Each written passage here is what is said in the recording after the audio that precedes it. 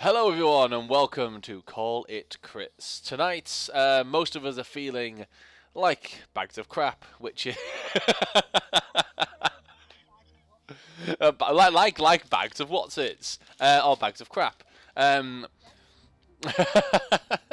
So forgive us if it ends up being a bit of a slow burn session, and maybe finishing maybe slightly earlier than normal. But downtown sessions sometimes they have to let things develop and things. I mean, after the things that happened at the end of the last session, we certainly need some explaining. And we need to find out what Aelar's decision is going to be based on that. But before we go into what happened last week, can you guys just sound off in the Discord so I know that it's working? It is not. So here we go. Let's do this. Properties. I don't know why it does this every so often. There we go. Right. I do like a property. I like a property. Yeah. Anyway, sorry, it should be working now. So you guys can sound off in the Discord now if you like and say hello. Hello. I was going to say or not, but you did. So, before we begin, let's just do a few starters. Before we start, Rob, have you actually managed to get back onto Twitch and do any more Monkey Island? I have not. Because like everyone else, I've not been feeling too well these past couple of days. Fair enough. Fair enough. Yeah. We've all got the lurgy. That's fine. But if you do want to see Monkey Island being played, please go subscribe to the Red Munchkin Actor on Twitch. I will get to it, I promise. Yes. And the more subscribers he gets, the more likely he's going to want to do it, because he won't want to let you down. Also, SS Adventurer hasn't run for the last couple of weeks, as the first week the DM wasn't feeling very well, and the next week his graphics card blew up, so he wasn't able to do. I know. So he wasn't able to do anything at all. But we did, however, run a nice one-shot last night, which wasn't streamed. I got to play a Tabaxi detective by the name of Wits, a Battle of Wits. Yeah, he was a cool character to play. I do like being a player every now and then and coming up with characters on the, just really quickly. So that was a fun one. In addition, if you haven't already, and if you're watching this after the fact, I know we probably don't have many viewers at the moment, but head on over to Twitter and find a company called Caprani Wheeler. They do wonderful dice boxes and dice sets. And yeah, I mean, like I say, I got to sample some of the stuff when we went to Manchester, and they were amazing. And if you're looking for something to add to your collection, definitely head on over to Caprani Wheeler. Give them a follow on Twitter and see what the wares are, just in time for Christmas. And once we get enough followers on here, we might end up getting a discount code. So follow us on Twitch, and then if we get a discount code, then it'll benefit you for when you go over to Caprani Wheeler on Twitter and shop in their wares. So yeah, that's.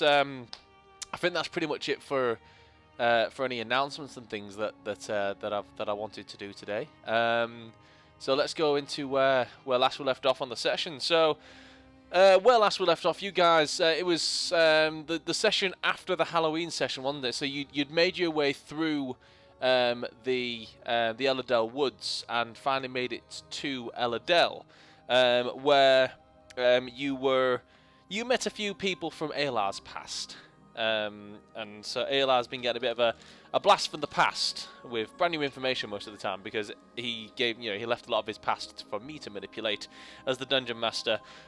So you met a few characters from the Elladell Council, most of which weren't weren't happy to see Aelar.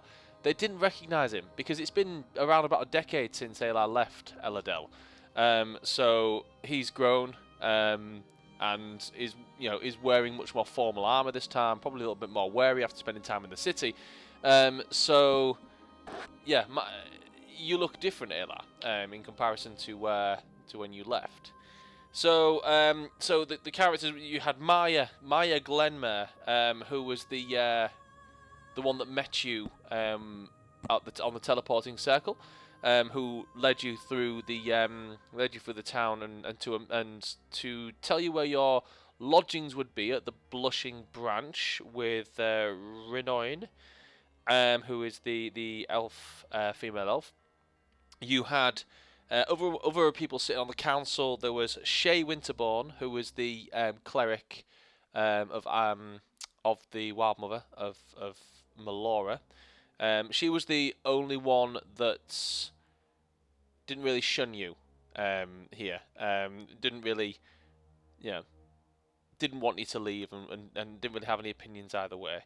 There was Gertrude Biggums, who is the halfling commander of the sort of like the town's guard, I guess.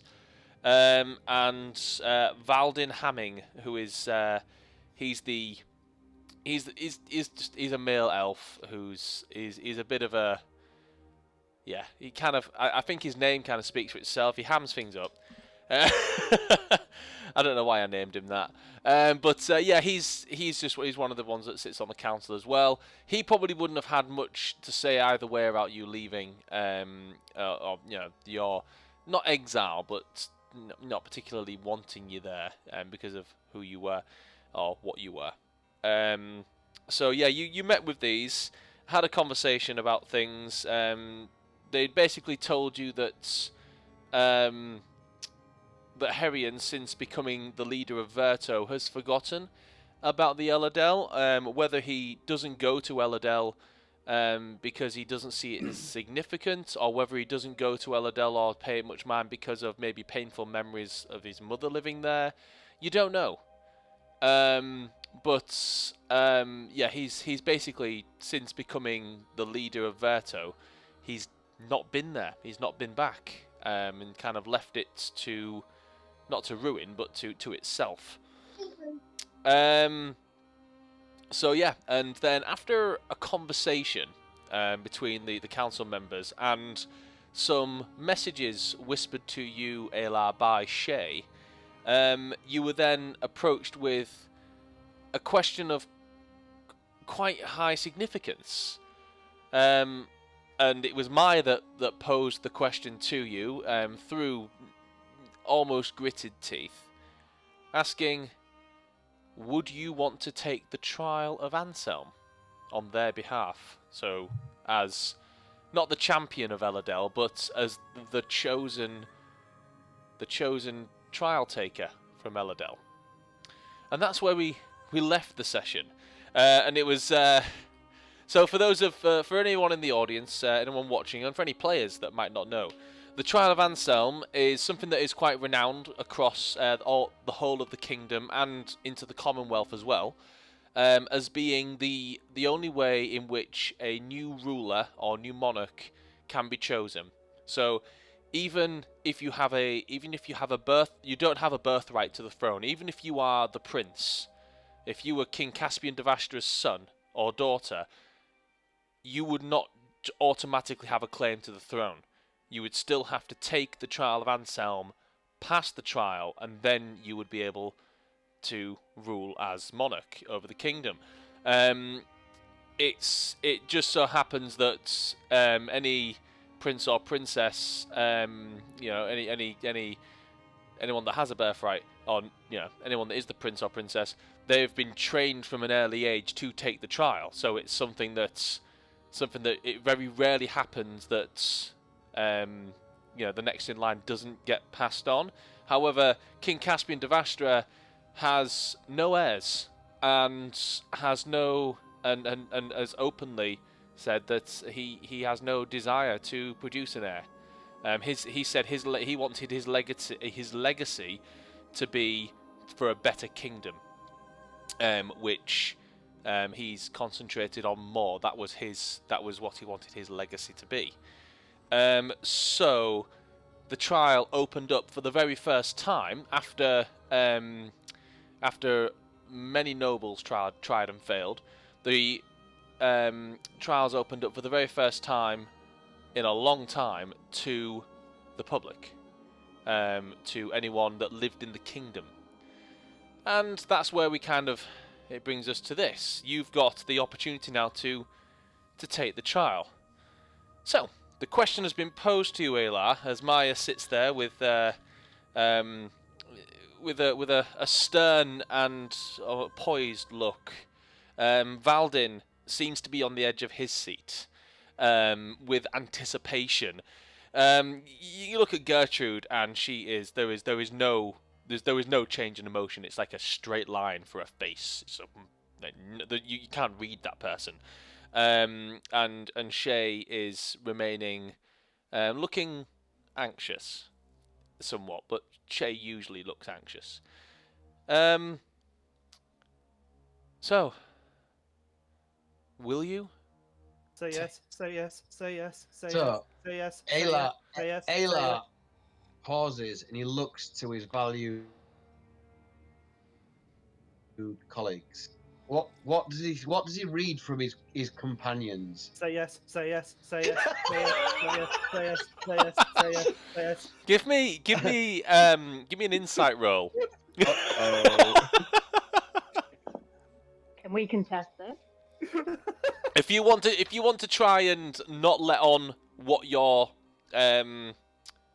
thinking about this, you can roll deception. Or performance, your choice. If you're not trying to contest it, if you don't want, if you're not bothered whether it's it's known how you're feeling, you can just leave it. So, what was your insight roll? It's a great start for the night. It's a natural 20. Oh, okay. Oh, Yeah, So, Is okay. So just 'cause anyone, I'm such an insightful person. absolutely, natural 20. So anyone that would like to try and contest that, obviously the difficulty is quite high. what would the 20? Does that naturally succeed, or That's well, it for him it's naturally 19. It's because I think he has a Yeah. -1 wisdom. That's It's 19. However, obviously, if you want to try and deceive and you want to, you'd have to roll pretty high. I mean, it's definitely going to succeed on anyone that doesn't roll a natural 20 on deception. So you might, if you want it. Attempt to hide it. Okay. Is Sal going to try? if I got a 21, does that mean I beat it? You'd have to, unfortunately, I think, because I like natural 20s and the power that they have. Look, I'm trying to read. I'm trying to read your responses. I'm not trying to trick you. Yeah, no, but Sal doesn't want Sal doesn't want to let on. I don't think. So Sal is trying to not let on that they have no idea what's going on. okay. They don't Yeah, understand. Like, obviously, you've explained it to the players, but Sal's not from here. Sal Yeah. has absolutely no understanding of what this trial is, and is just kind of quite well disguising the fact that they're trying to look like, oh yes, of course, the trial of, yes, we know what that is. Yeah, what an idiot, we know what that was. But they're also like unconsciously tilting their head to one side and being like, what's happening? and with your natural 20 side, Aelar, you do sort of read that even though you're being very convincing to everyone else that you get this, yeah, obviously you've convinced everyone else that you completely understand this. Yeah, there's no problem. You kind of get a bit of a blank, tilted to the side expression from them, Aelar, as you notice. Like, Sal doesn't seem to know what's going on. Everyone else, how would you like to sort of, like, using your body language? How are you presenting yourselves at the moment? Malrin has his hand quite clearly on his chin, in like looking like concerned thought.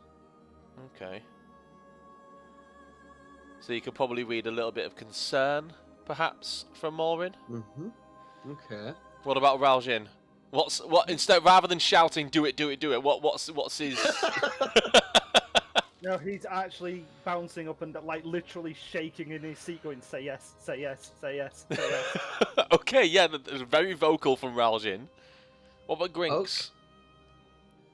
I'm not actually paying any attention to Aelar at all. I am going to be looking at Maya just with a great big smug shit-eating grin.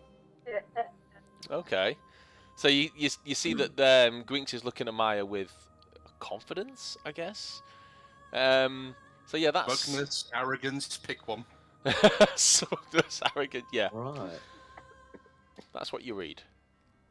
Okay, so with that being the result of what we read, apart from a little bit of concern, which is fine, Valjean seems to be quite keen for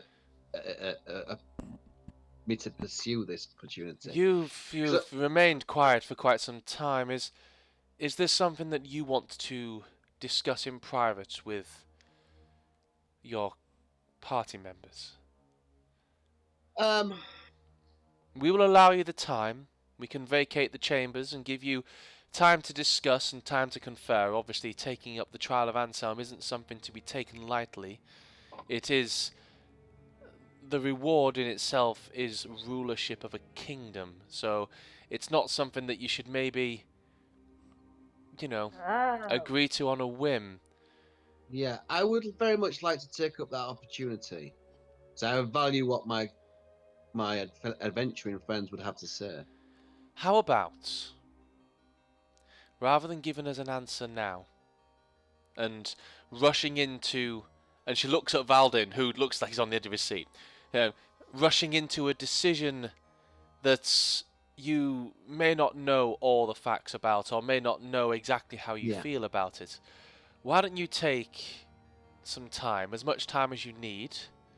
Obviously, don't take all month, but you could give us an answer by the end of the week, if you wish. Okay, I think that would be wise, because there is much for me to ponder. And Malrin, my good friend here, he is wise, would very much like to discuss this with him and the other members of the party. Very well. It would definitely be wise, Aelar. In the interim, then, of course, you are free to stay within Eldel. You are free to leave. You're not prisoners, but you are free to have lodgings within Eladel. Sorry, my nose. Within Eladel, and free to stay here whilst you make up that decision. And if you wish to speak to any of us within the time that you are, if you have any questions or any advice that you want to have, if there's anything you need, then you can ask us while you are here. I do have a question you may be able to answer right now. Very well. What are the various challenges that I would be expected to participate in? Well, that's the interesting part. There are 8 trials in total, and depending on the decision of line. Hang on a second. Notes. 1 second.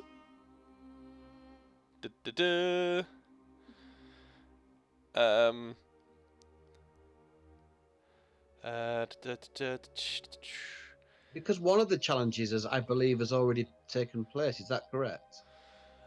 Did they tell us that? No.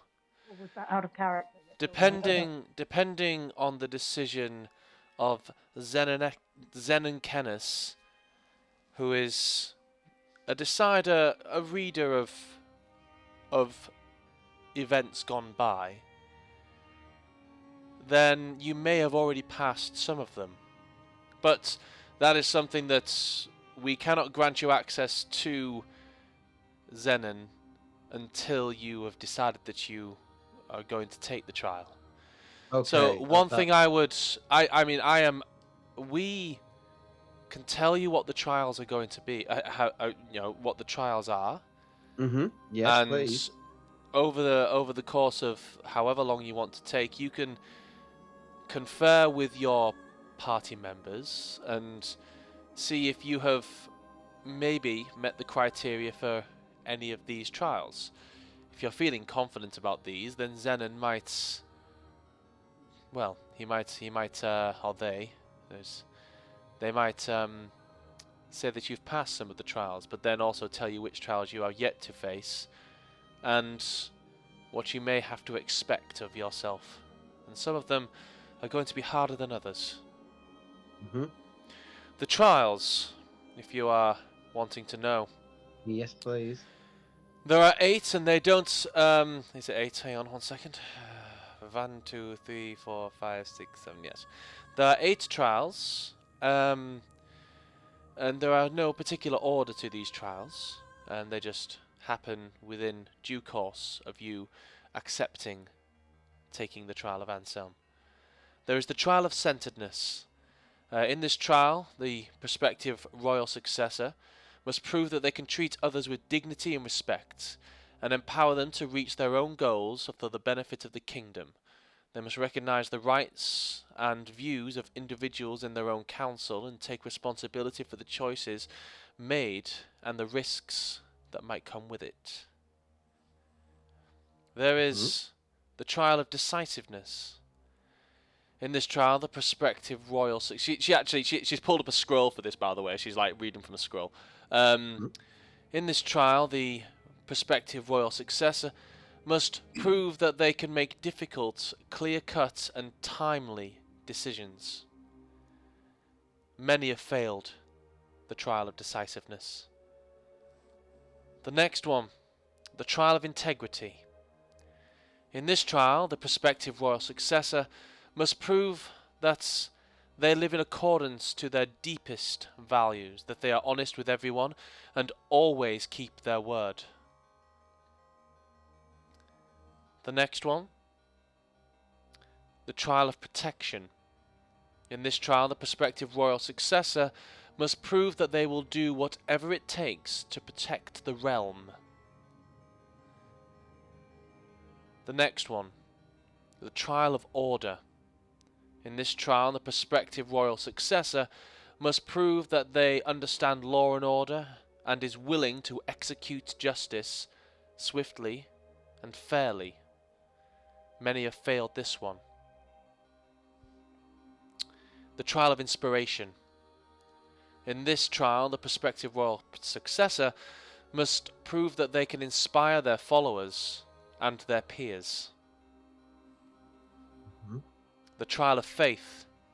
In this trial, the prospective royal successor must prove that their faith in their gods is unwavering.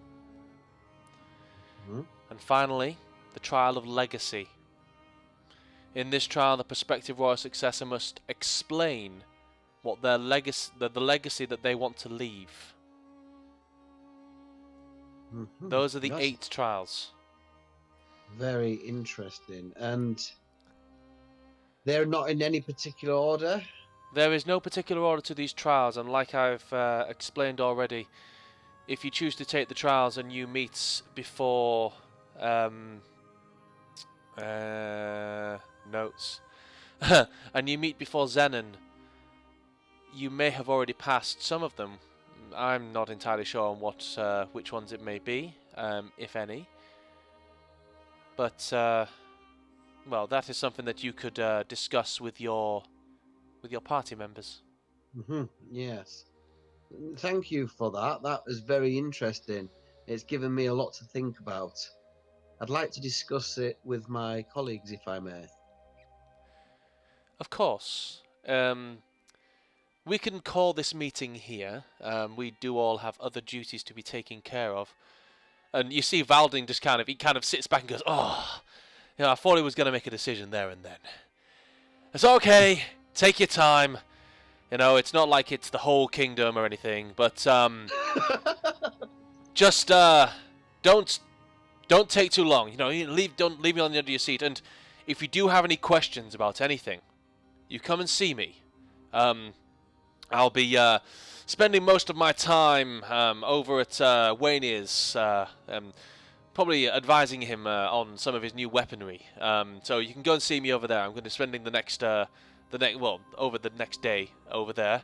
For the rest of the time, you can probably meet me at my house, and he'll give you directions." Does that apply to all of us in the party? All of you, of course. Wonderful. You are one thing that a trial taker needs are people to back them up, a council. Yeah. No good that king is- or no good ruler should be without a council. Which is one of the reasons why you are a worthy candidate for the trial. You seem to put a lot of faith in your council. Absolutely, yes. Well, if you're not going to give me Okay. if you're not going to give me an answer now, then you might as well just go and get a few drinks in at the brushing branch, and if you have any questions, you know where to find us. Okay, And thank you for your time. Maya will just say, I'm going to be heading to my residence. She kind of says that with a almost very slow. It's like she knows it's hers, but it was once yours. Mhm.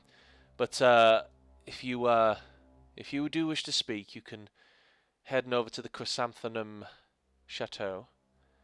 You know where it is, and yes, well, you have lodgings at the Blushing Branch, so we'll reconvene at some point. Just whenever you need us, just let us know, and if you reach a decision, come and find me, and we'll bring the council together, and you can tell us it's together. Okay? Thank you very much. Right.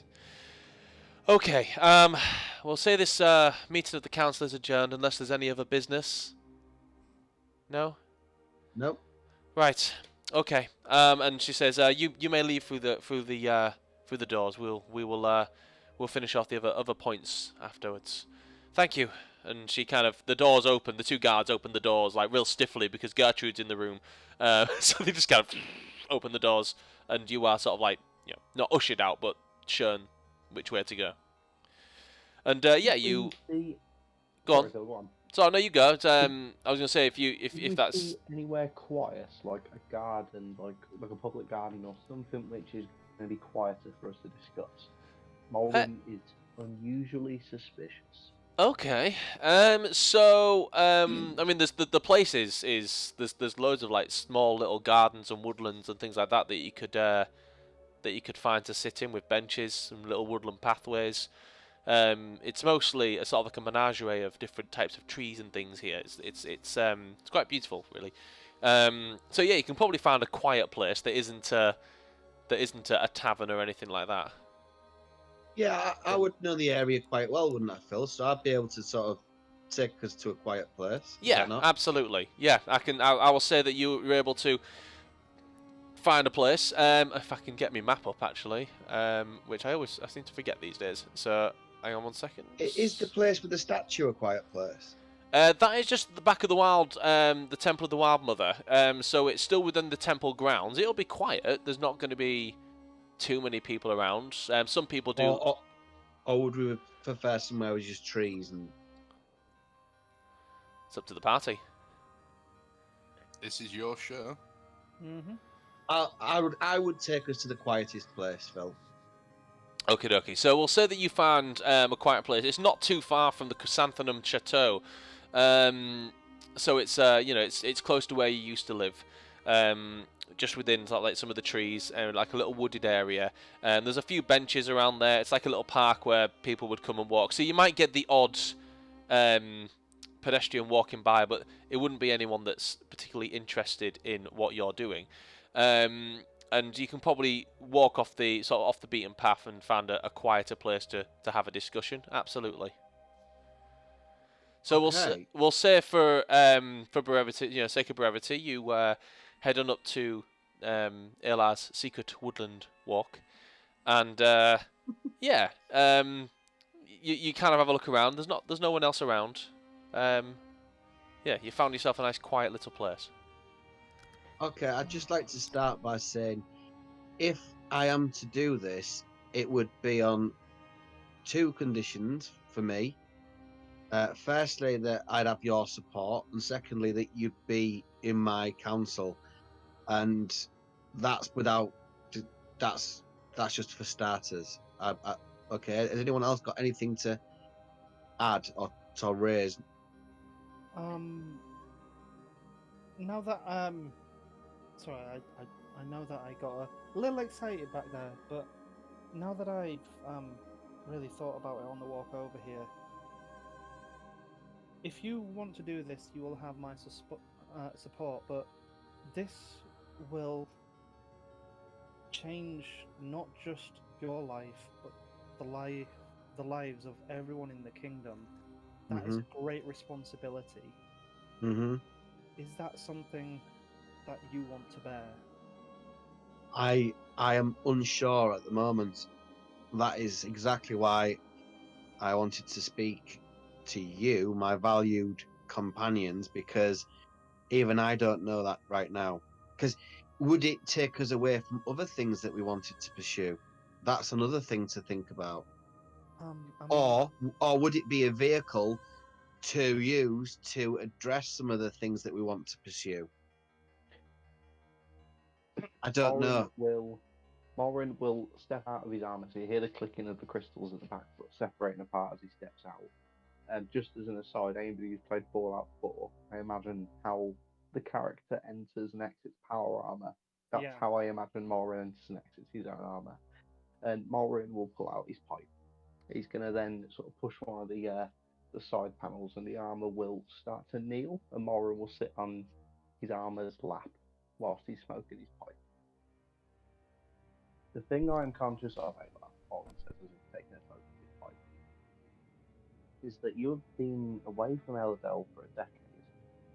There is an ongoing dispute that could lead to war with the city of Verto, with your half-brother, and although you left here on less than reputable terms, with the politics of everything considered, they're very quick to offer you a vehicle to a very powerful asset. Kingmakers seldom make kings from the good of their own heart. I would like to do some investigation on the particularly Hammond, was he called? The particularly eager member of the council. I'd like to know what they Baldin. I'd like to see what they have to gain from this. I think that's a good idea.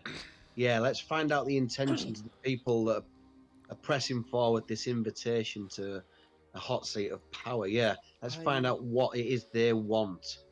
I think now they obviously don't like you, so I think they obviously think they're going to get something out of it. Possibly they think that they can manipulate you. Possibly, but I think it's because of your relation to Harry and that they want you there. You are you essentially have a foot in both worlds. You are of druidic heritage, and from what the kingdom would call civilized heritage. That makes you quite an asset in building bridges and making the druids, I don't want to say complacent, but mainstream. It's a vehicle to heighten tensions as well. It could be, yes. Your dual heritage, much as our esteemed colleague Rausen will know, pits you on two ideologically opposed sides, and you'll be expected to take sides, not always expected to give a decision that's unanimous, even in the position of the monarchy. Aelar, if you wish to pursue the trial of Anselm, and I agree wholeheartedly with Rausen, I think that you could do great for this kingdom, and I would be happy to not only be a part of your council, but I will actively help you train for any of the trials that you might require assistance on. But I'm going to ask that I'm given some time to pry the mind of the council. I do not trust them. I think that's a good idea, and as you are Mulrin the Wise, I would like to put my vote forward for pursuing your idea further. I mean, the other thing to consider, just to play devil's advocate here, I don't know much of what's going on in the kingdoms. I've been on ice for the last 60 years, but from pieces of conversations I've overheard, you're not the only one that's making the play for the crown. Other people and other interested parties are after it as well. So maybe plonking your ass on that seat isn't necessarily the worst of all decisions. Veracity, equally, were interested in the trial of Anselm. I don't really know who they are, but yeah, I get the impression they're not great. You guys haven't spoken much about them. But Malrin, do you want to?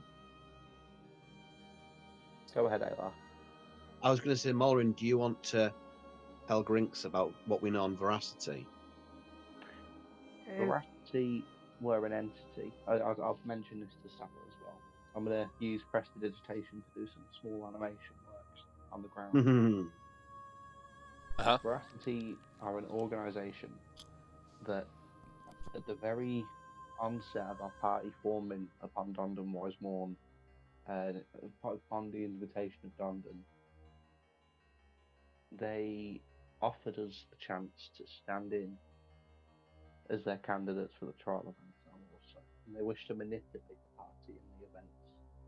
When we disagreed, the events regarding dragons began. We were attacked by a green dragon, and we have fought many entities that lay claim to Veracity's influence.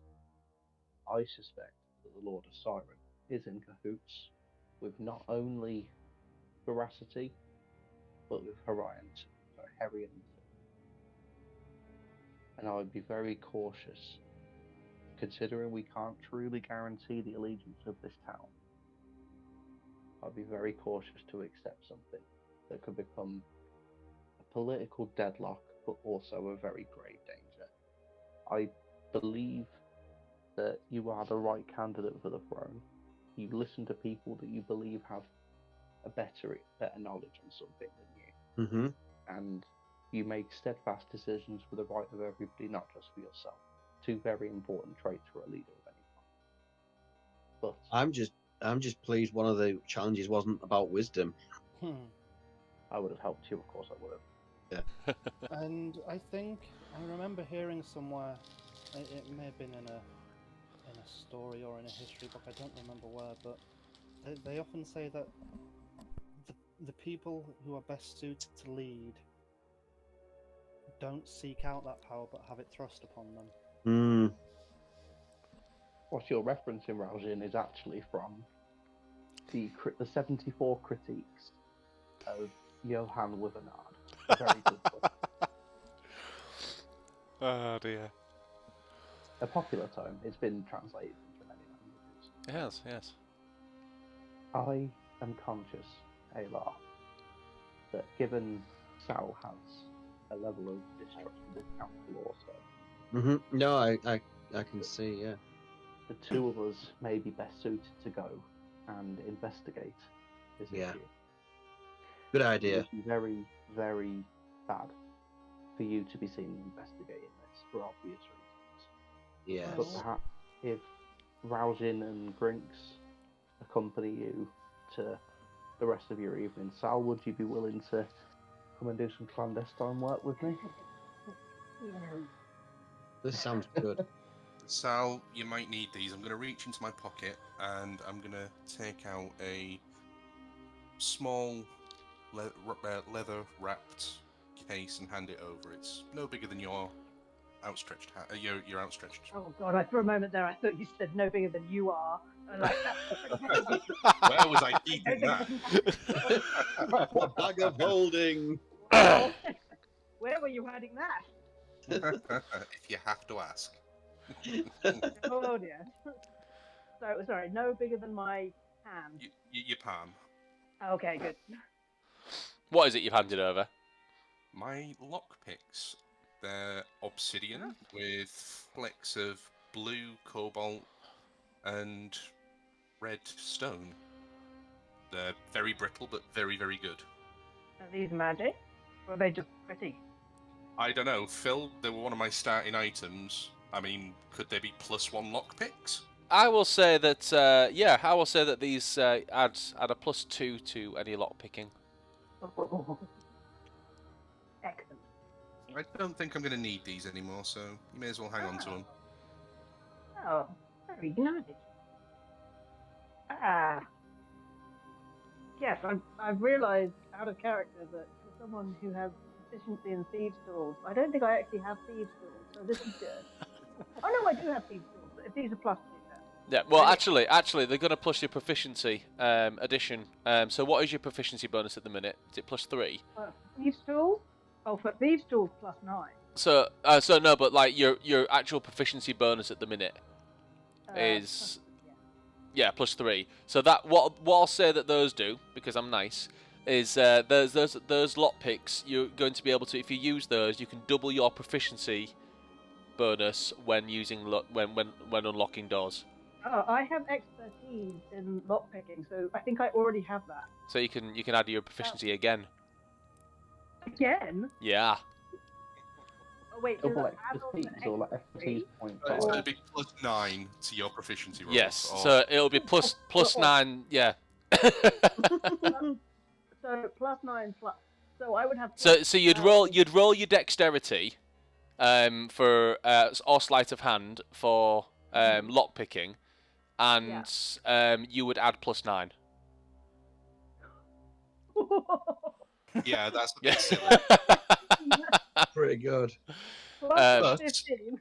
I think Phil did say because they were like obsidian, if Yeah. you get a nat 1, there's a chance They that break. they break. Yeah. Ah, okay. So Well, so just don't roll a nat 1. okay. First use. Whoops. That would be hilarious. That would be. You have 3 uses of them though. So Oh. it'll be a case of you've got like 3 pins for them. So it's, they wouldn't break, you wouldn't lose them straight away. If you roll a nat 1, you break 1 pin. Roll a nat 1 again, you break 2 pin. You get my meaning. There you go. Pretty cool. Thank you. And now Jay's like, oh, why didn't I know that? But actually, to be honest, Yeah. I've added that as a nice level. What level are you guys now? 8. So it's nice. Level 9. Level 9, yeah. You're level 9 now. Bloody hell, I keep losing track of that. So yeah, Yeah. so it's a nice honest, level 9 bonus, and you're moving away from thief anyway, aren't you? So Yeah. So yeah, rogue. it's Sorry, fine. yeah.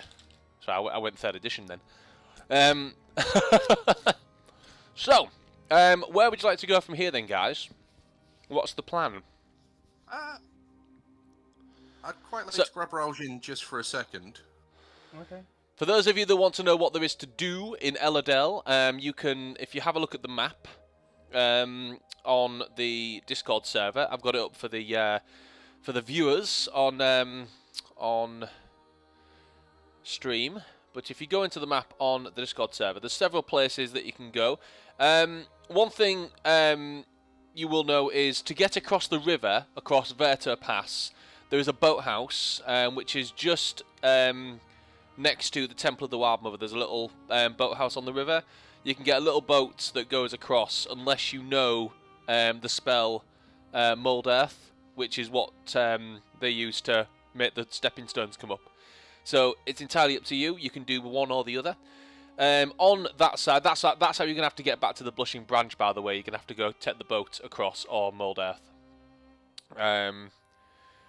The Athenaeum is a library, just so you know, Maureen. Lots of interesting books at the Athenaeum. There is the Arbor Carpentry, which will make all sorts of any wooden things that you might like. There is, across on the side of the river that you are currently on, there's the Phoenix Forge, which is a blacksmith. There is Waynier's Wooden Weapons, which is a guy that specialises in making weapons, swords, shields, spears, primarily out of wood. I'm taking a little bit of inspiration from Mike's campaign, 50 years in the future, set in the same planet. So he makes weapons which are specifically made out of wood, but are just as effective as metal weapons, except they have extra bonuses such as being lighter.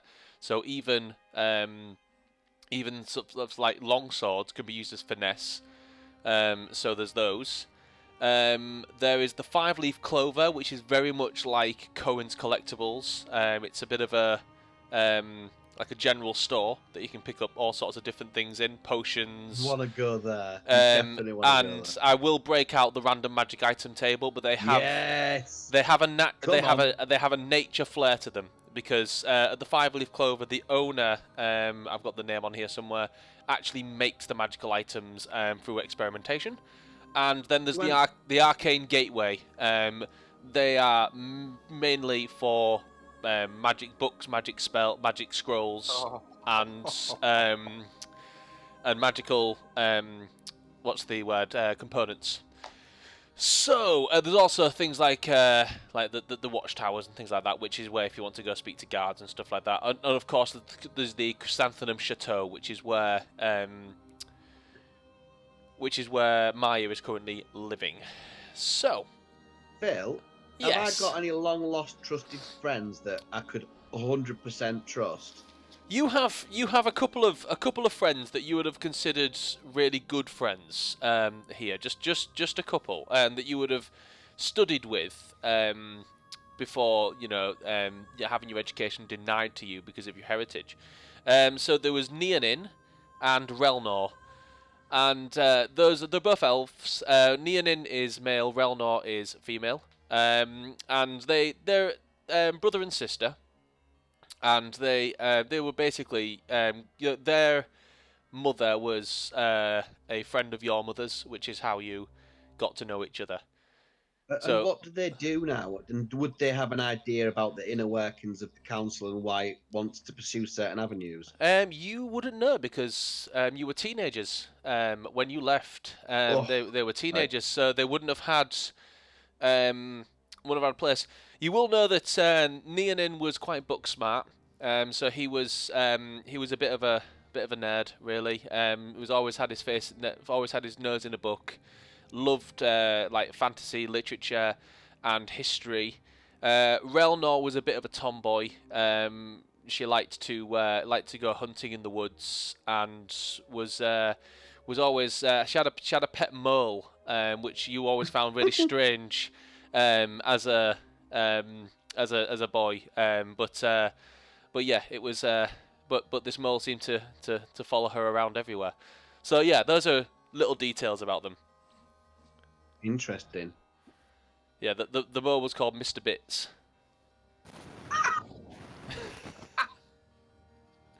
Oh. Are these two from some sort of children's TV show? Oh dear. Going on an adventure. Yeah, pretty much. That's what you would have heard quite a lot. Come on, Mr. Bits, we're going on an adventure. And then you'd see Relnor running into the woods in this little like mound of mud kind of on the ground. Mr. Bit. Mr. Bits. The reason she called him Mr. Bits is because every time he dug like into the ground, he'd fling bits all over the place. So he was called Mr. Bits. Well, I'm sure there's loads of stuff people want to do. So, who wants to do what first?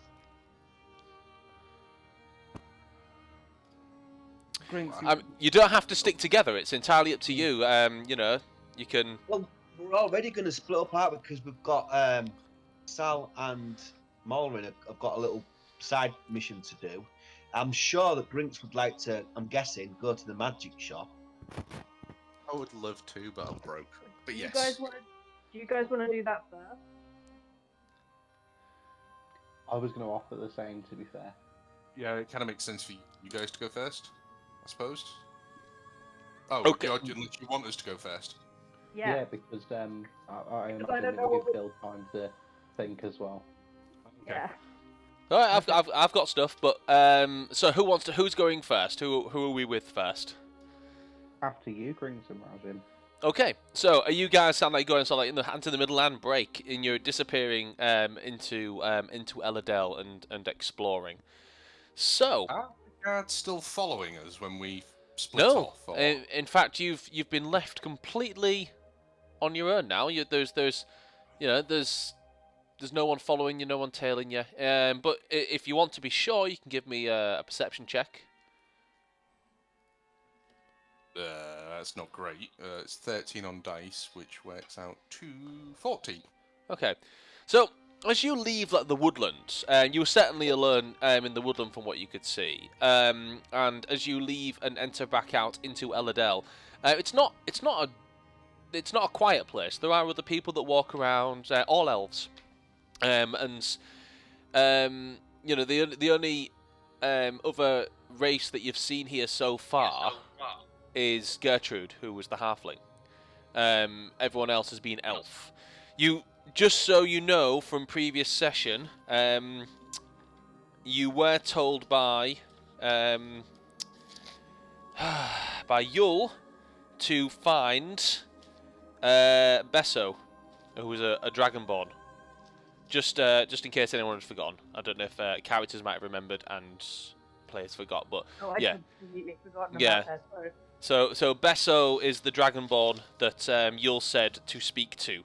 So it was Besso Boroclaw.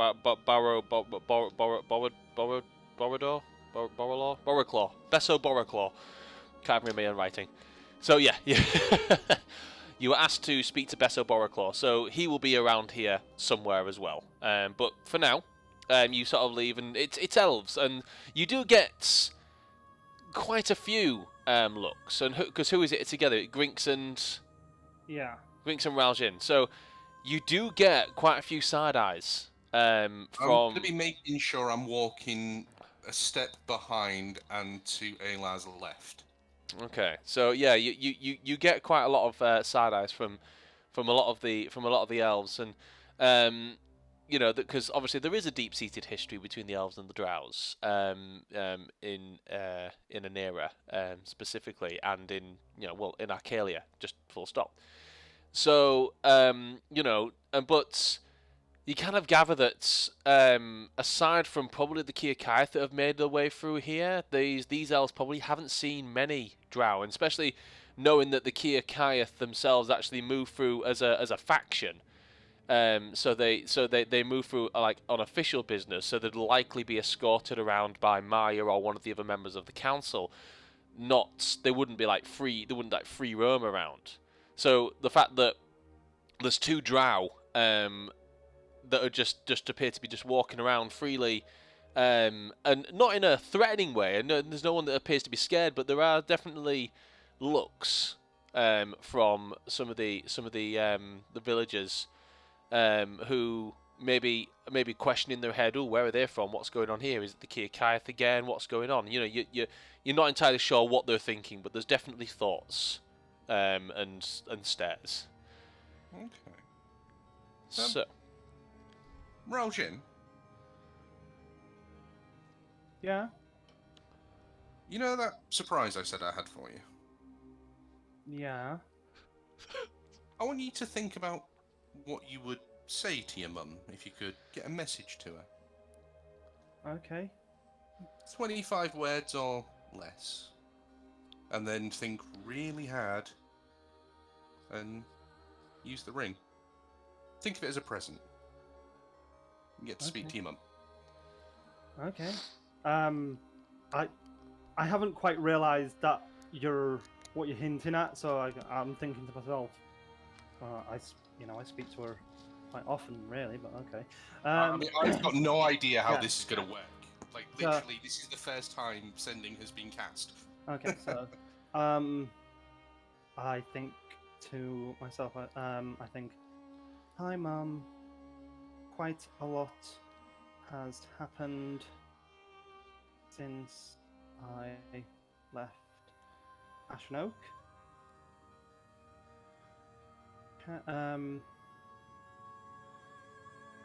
How are you doing? I miss you all. And I'll leave it at that. Okay, give me a moment.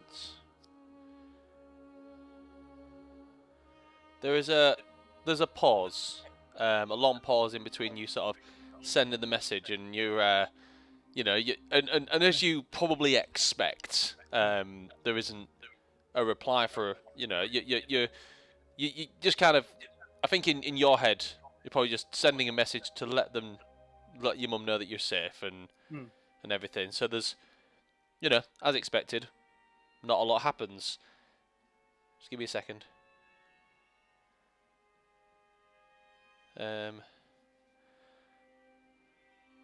Just tell me what you said again, just so I can.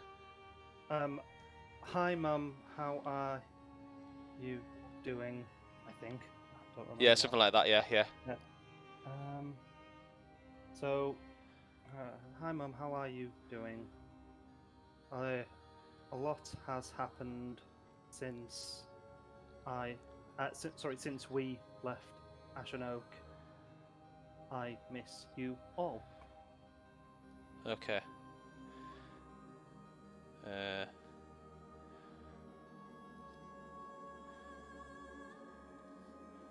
um,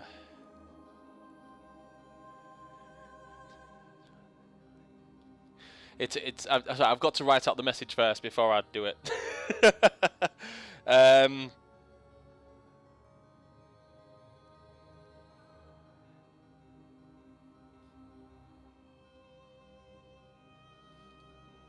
Dumpty dum dum dum. Hang on. So if anyone is watching this and they're enjoying the stream, tell your friends. It'll really make Phil happy. Imagine if she just didn't want to reply. Yeah, just nope. Oh, it's my least Round favorite child. Yeah, the one that left. Caught me in the middle of something real important. Yeah. So, Just realised, Walrid's the only one in the party that doesn't know about the connection. Oh, yeah. In character, I should say. Oh yeah. Mm. huh? I don't think I know what you're on about. No, I don't. Familial connection between me and Raojin. The what connection? The Familial. familial. Oh, right. Okay. Okay. Family connection. Yeah. Okay. So it goes on for like a while. There's you send the message and probably nonchalantly you just sort of go back on your business, walking towards the Arcane Gateway, you just continue on your way, and just as you're about to open the door to the Arcane Gateway, the store, you hear a message in your mother's voice, a voice that you haven't heard in a long time. It's good to hear your voice. I'm glad to hear you're okay. I miss you too. Your father sends his love. We have stuff to discuss.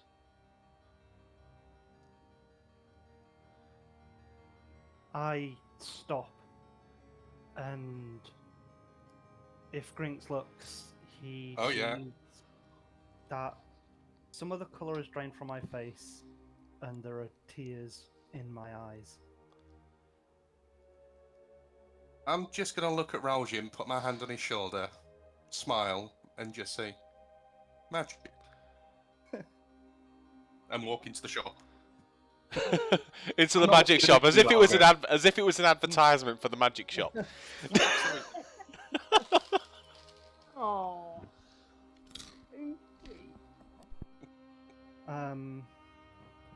After a moment, how many charges does this ring have? Just the one at the moment. Oh, damn it. So, I step inside the shop after Grinks, and I go to hug him, and then I think he'll probably deck me if I do that. So I just put my hand on his shoulder and go, "Thanks, cousin." he'll probably deck you if you do that. Strangely, not. No. I'm just going to nod. I'll need the ring back, Yeah. and if it looks so we're going to have a couple of days here, I can store a couple of messages that you can send, and she can reply. I hand the ring back to him and I say, "Look, don't get me wrong, that was amazing, and thank you so much for that. But isn't there anyone you want to talk to?" Maybe soon. But Okay. So, you're broke. Yep. Let's have a look at what the magic shop's got. Where's Aelar? Oh, hello. There he is. Aelar is with you, yeah. I was just watching. I was just watching that beautiful moment. That's all. it's just like this whole sweet moment in between like Grinks and Raljin, and then this sort of part, and like in between there's Aelar like, yeah. That tracks. Future king, ladies and gentlemen. Well, potentially. Right. So, depending on what it is, I can buy you some stuff.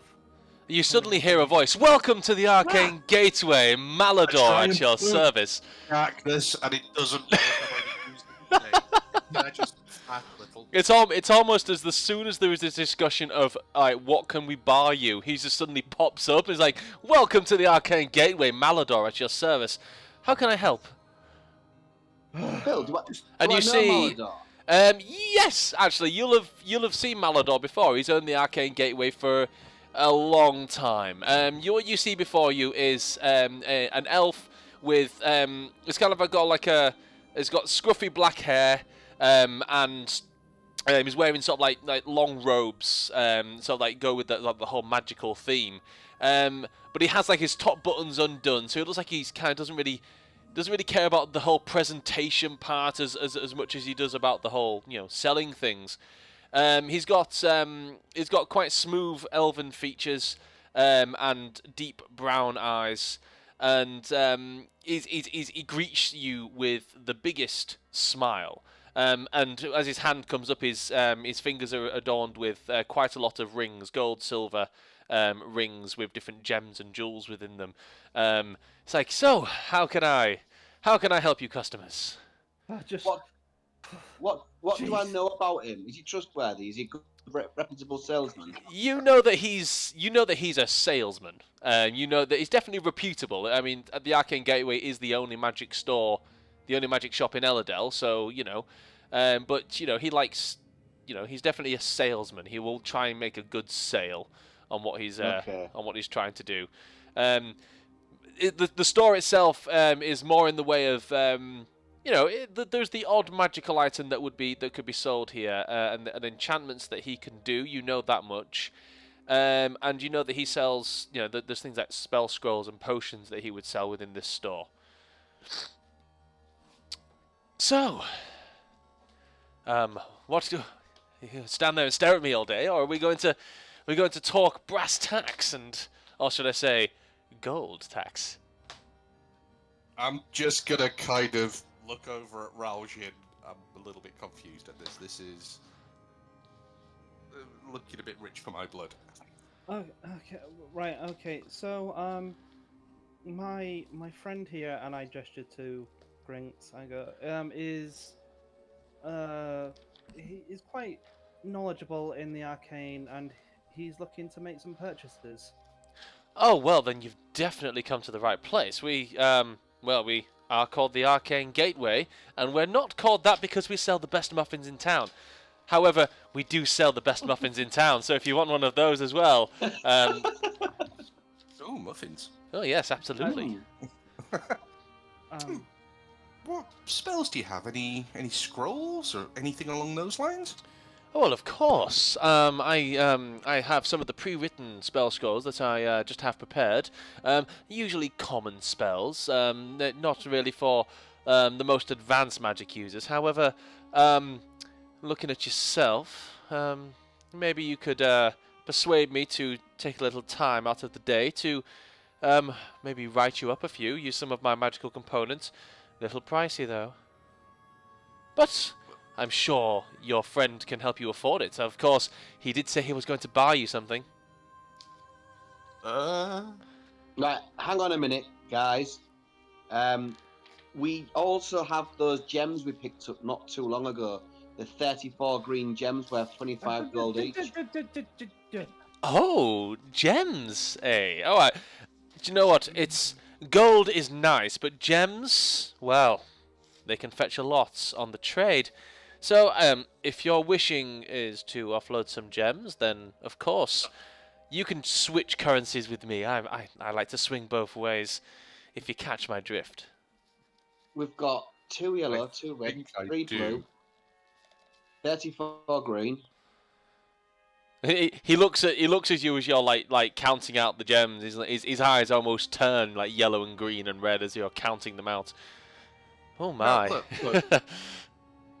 Lord Cyanidal, this is not necessarily the Well, you really should conduct this. I'm going to try and sweep them back into his gem purse. I'm going to Yeah. deliberately drop his title with the Lord prefix to see if that gets any traction with him. I didn't even notice. Maldor's going to. He notices. This is a lord, eh? Cyanodal, eh? He then kind of narrows his eyes. Hasn't get been a Lord Cyanodal here for a long time. No, but, Aelar, isn't it? Yes, that is me. Correct. Yes, why are you dropping the Lord title? You've never been a Lord. Unless, of course, that's a title you've earned since your absence. He's done an awful lot. Tell me, what have you done in your absence? It's been, well, round about a decade, hasn't it? Yes, it has. Grinks, this might take a while. We could go get a drink. I bring out the shield and I detail each of the vanquished foes on the shield, and in detail I regale him with brave stories of valor and courageousness. As you say, let's go and get a drink. He also turns to you and says, as well as muffins, we also do coffee. Although I apologise if it tastes like dirt. It was just ground this morning. Oh dear. Oh dear. Oh Is this what dear. it's like talking to me? At times. Oh. Oh, since you've got the stick out of your ass, it's a lot better. So, well, I guess I must offer my condolences. I'm sorry about what happened to your mother. The disease, the black dragon disease, it took quite a lot of our residents here at Eladel. Even the enchantments of the wood were unable to stop the spread of its infection. We were, however, fortunate and managed to stop its spread. It was our work that enabled the area to be free from it. Oh, I mean, you can tell me all the stories about everything that happens on that shield, which, by the way, looks rather expensive. But you don't need to try and lie to try and gain any more respect. It's fine. You may Raljin? Yeah, you may not believe him, but surely you'll believe us. We've no reason to lie. I mean, yes, but I also don't. Why would you lie? This is what this is for. I pull out the chalice that we used to purify water. He looks at it, kind of waves his fingers, and you see a few blue and purple sparks. His eyes light up slightly. He goes, "Huh? It's an enchanted chalice. Might be worth something in trade. Can't say it would have stopped the disease, though. It might have purified the water a slight, but..." Yeah, these things take time, my good friend. You know, we didn't do it ourselves. We worked with other people to make the cure. We sought the ingredients, made the cure with our friends and helpers, and then we rid the disease. It wasn't as sinister. I mean, don't get me wrong, it was sinister, but the way it was spreading was actually quite mundane. They'd simply poisoned the water supply. Mm-hmm. Oh. Once we took care of that, then it was a matter of just distributing the cure. Okay, tell you what I'll say. At this point, I'd like Aelar to make a persuasion roll, but I'd like him to do it with advantage, please. To see if you manage to convince Malador that... So persuasion with me is a +2. Ooh. All right, so I got 15 on dice, and I got a +2. That's 17. The other roll you don't want to know about. You notice as you're explaining this and going into great detail about it, and it's you actually sound really convincing. He doesn't look fully convinced, but he looks like he's willing to believe that this happened. Although the act of it sounds unbelievable, he looks like he's starting to come around to believing it. I see. So, I mean, I guess that's quite a wonderful feat, then, isn't it? Well, does that mean you're going to be spending some of your heroic gems and gold here at the Arcane Gateway? Depends on what you have to show us. Oh, depends on what you're looking for. I have potions and scrolls, spell books, and the like. Yes, I'm sure that I have something that could suit your spellcaster's fancy. Spellbooks, you say? Oh, of course, yes. I spend quite a lot of time, and I mean quite a lot of time. These things take years to make. Quite a lot of time putting together grimoires and spellbooks, which can help enhance any spellcaster's ability. Oh, really? Of course, I do them of my own. With my own magical essence and implications. What is exactly that you're looking for in a spell book? Well, I mean, anything that could increase maybe I mean, in mechanical terms, anything to increase spell save DC?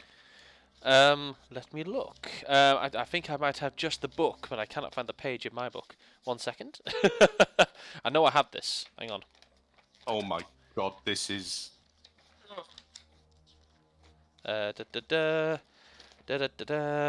Okay, so I have. It's not a manual. No, it's not one of those. Where is the book that I want?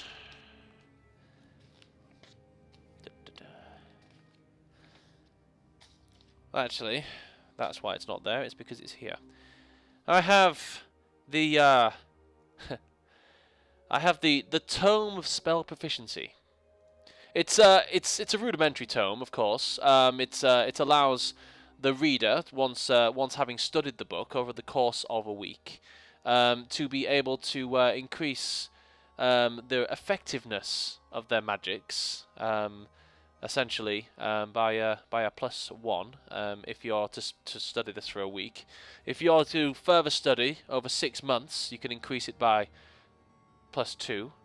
And of course, if you're going to dedicate the study for this book and read the tome in its entirety, which not many get through because there are some very tricky tomes and practices within this, you could increase your spell difficulty rating by about +4. That's if you're going to spend a year reading it. What's the damage on this tome? As in, how much? Brass tacks. Brass tacks. Well, of course, the tome itself. I mean, information is not free. However, of course, I don't just give things away. Let me have a look at the pricing on this one. Of course, you're not going to find this book anywhere else. It is written in my own calligraphy and imbued with my own magical essence. So, it's such a rare item. It wouldn't really be right for me to let it go for any more than, well, 2,000 gold. Oh, no, that ow. Of course, the same weight in diamonds and gems could be paid in.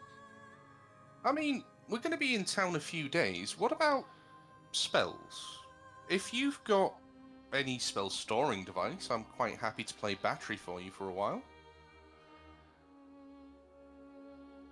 In what way do you mean? Do you read Undercommon? My boy, I read about 17 different languages. Oh, good. I'm going to just take out my spell book, flip it to the spell side, and present it to him. I mean, if there's anything in there that you would consider a fair trade, maybe a week's worth of spells, I'm quite happy to pretty much use all of my arcane ability conjuring for you. No, this is. I mean, it's easy. In some terms, and he looks through and scans through. So I know all of these spells. Not to doubt your ability. You're obviously a very skilled spellcaster.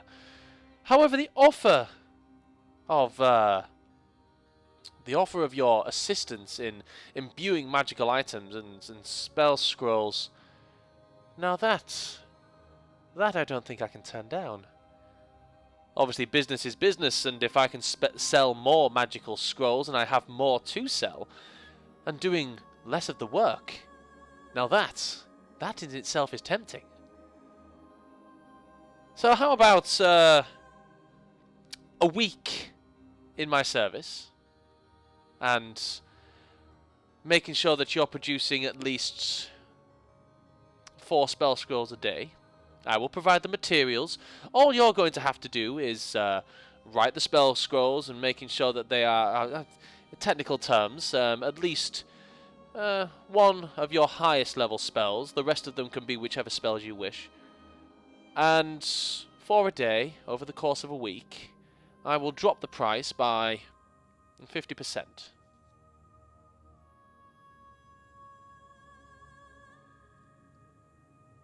I mean, do we have the gems to trade? I mean, what about this? I'm going to just put the potions of giant strength on his desk as well. Okay. That's a potion of giant strength. I could maybe knock off another 250. Okay. And I'm literally scraping the barrel here.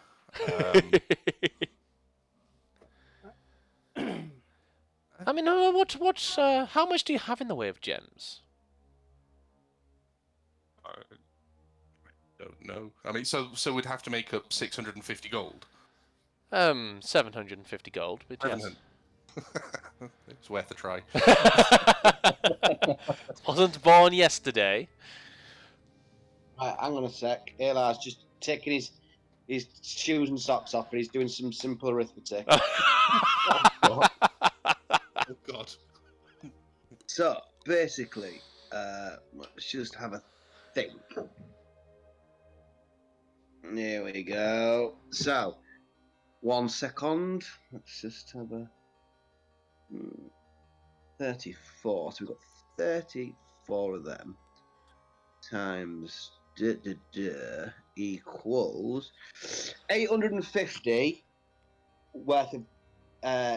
worth of green gems we've got. Well, that would suffice. I mean, tell you what I would do, if that's. I mean, I have a store cupboard full of giant strength potions, so you can keep that. I will take the 850 gems, 850 gold's worth of gems that you have there, and we can call it a deal, as long as I still get your services in producing spell scrolls for the week. I mean, do we have time to spend a week here, guys? I mean, I think so. I mean, this is something that would really benefit us. I think I'm happy to let you have the gems because they're a collective thing. They belong to all of us. I would like to speak to Mulrin and Sal before we make that decision, because it's also their sort of gems as well, if that makes sense. Yeah. That'd be the right thing to do, wouldn't it? It would be, yes. Can we cap hack that for now then, and I will be back before what is a the end cap? of the day. Oh, can we? He said cat. Yeah. Cat pack, yeah. Nice, Love it. thank you. And I'll be back before the end of the day with an answer for you, if that's okay. Very well. When you do come back to purchase the tome, would you like me to sign it? I won't do any. I won't charge you any extra. Sure. Fantastic. I'm going to be visibly sweating at this. This is possibly the most money I'm talking about for any single item that I have ever seen paid since I left the household. By the way, just before we leave, magical weapons here or somewhere else? I mean, I have I have some magical weapons in store if you're wishing to purchase. At the moment, I have a magical whip. I call it the whip of tripping. It's essentially one of these really. It's a novelty, I guess. If you use it to extend it out towards anybody and mutter the word trip up, it will knock them prone onto the ground. It doesn't do much. That is actually really good. It doesn't do much in the way of damage, but it's certainly fun to play with, especially when. That is good. I don't know, Aelar. Any whip can be a whip of tripping someone up if you know how to use it right. Yes, but this one Daylight is ring? guaranteed. A what? What daylight ring? We may have someone who has an interest in something like this, and I'm just gonna show him my daylight ring. He grabs your hand, and Yeah. you hear the clink of his rings on your ring, ding ding, and he kind of looks at it and goes, "This is rather nice." He kind of taps it, does the same kind of spell that you saw him do before, which is identify, and he kind of almost pulls the knowledge of it into his head. It's like, yes, I could throw something like this together. Give me a few hours, and I could certainly put something like this together. I mean, for you, I'd imagine it'd be quite easy. I mean, what would the cost be for this? I could, seeing as you're going to be coming back and purchasing a signed tome of spell proficiency from me, I could let it go for 10 gold additional. I'll hand him over the 10 gold. Yes. Okay. There's this. Have a look at this, and I'm going to show him my ring. Oh dear. He God. takes that ring and then flips forward and says, "Now, what would someone of your persuasion be doing with such a fine thing like that?" He does the same thing, it? tap tap, and draws the knowledge of it into his mind, and kind of lets go of your hand. I mean, it's. Actually, how many charges have you got in there? Have you got any charges left in there, Aelar? One. I've got one left. That guy gave it to me. Do you remember? Yeah. Oh, yes. It's. It's almost tapped out, but it's quite a powerful ring of elemental control that you have there. I mean, I could offer you a price. I can't charge it, unfortunately. I'm fresh out of elemental souls.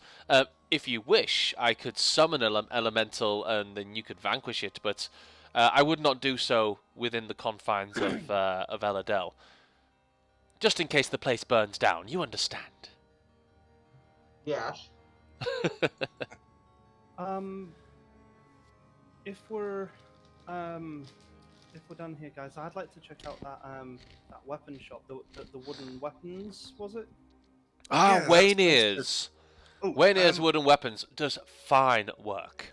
And his brother Valdin is actually on the council. Oh yeah. Oh really? Oh yes. There's Waynier wanted a more modest living. Valdin obviously took up the mantle of working on the council.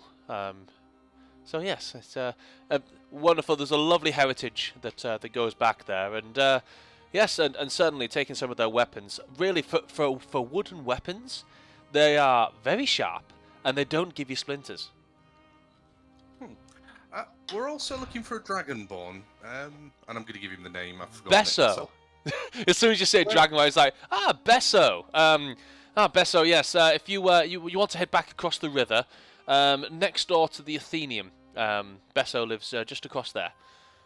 Fantastic. I will be back with an answer and hopefully some gems for you later. So I'm going to I look take forward to it. the other daylight ring, stick it on my pinky. Okay.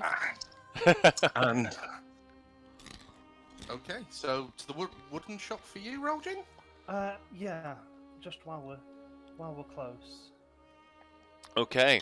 We'll go from. Go on, Aelar. Yeah. Before I go, I am interested in summoning an elemental just outside of Everdell if we get a chance. Okay. Because I would like to top up that ring. Okay.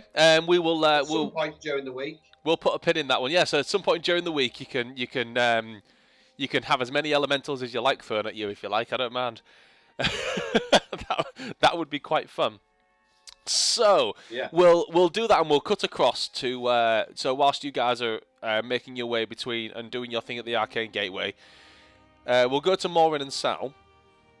So Morin and Sal, you guys leave the woodland area just at the same time as they do. Where is it that you guys are heading to? I'll follow your lead, old man.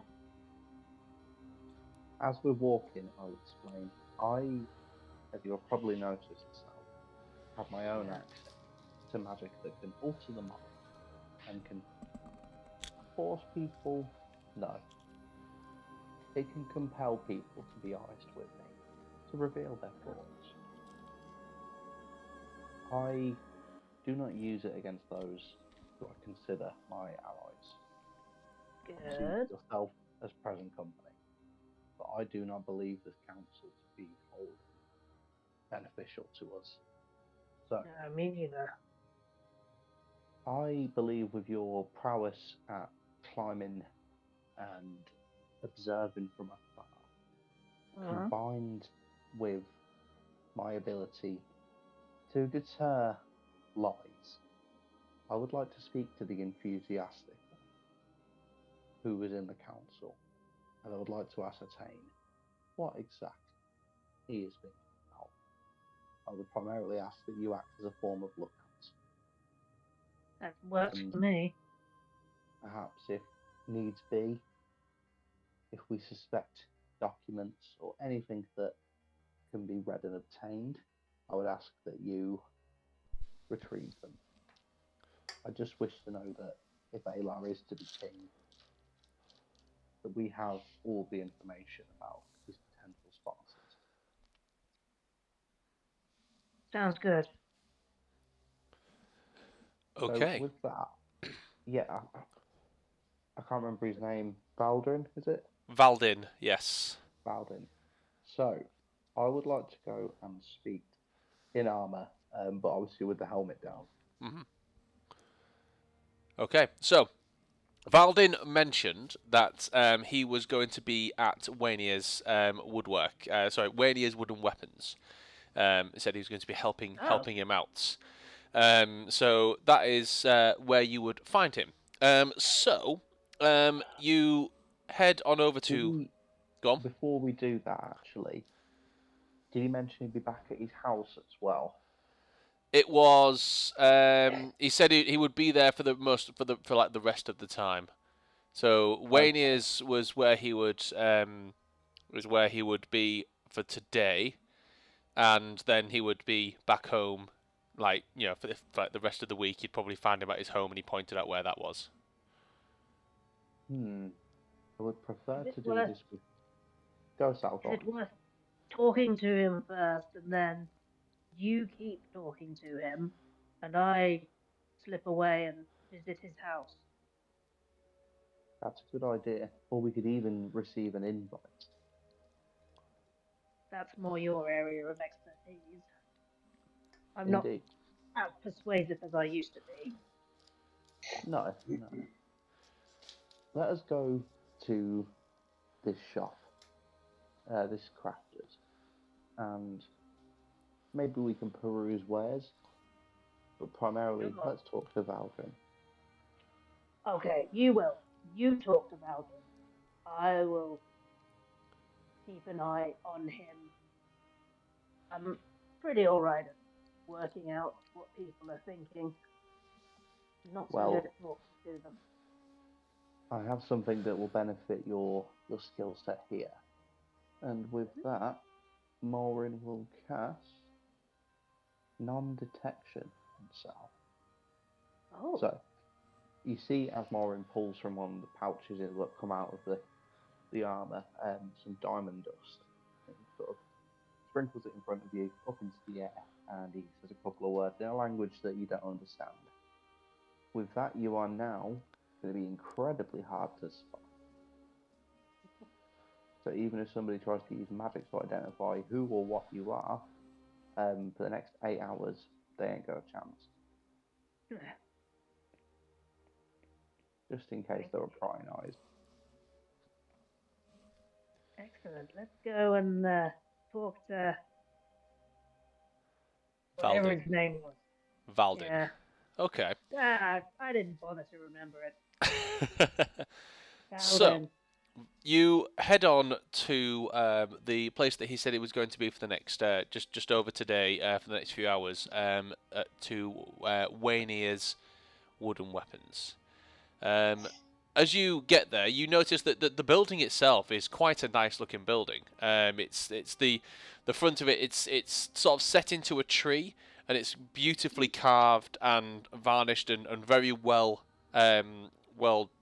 decorated, and it's really nice. There's windows in it where you can see these hanging wooden weapons in there, which in beautiful sort of like dark brown leather sheaths with like nice writing and designs on them. Look like they've been made with the utmost of care. There's a distinct smell of sawdust in the air. That just if you know the smell of sawdust, it just kind of hits you as you sort of get into the area, and varnish as well, and something else that you can't quite put your finger on. And over the sort of there's an archway that kind of goes over the door, written in Elvish. Do either of you speak Elvish? I do. You do. Does Sal? I do, I believe. Yes. Okay. So Of course I do. I'm an elf. oh, I didn't know if I didn't know if you'd not taken Elvish as a because obviously No, Undercommon. I think I've got common, elvish, and undercommon. That's- thieves' cat. That's fine. So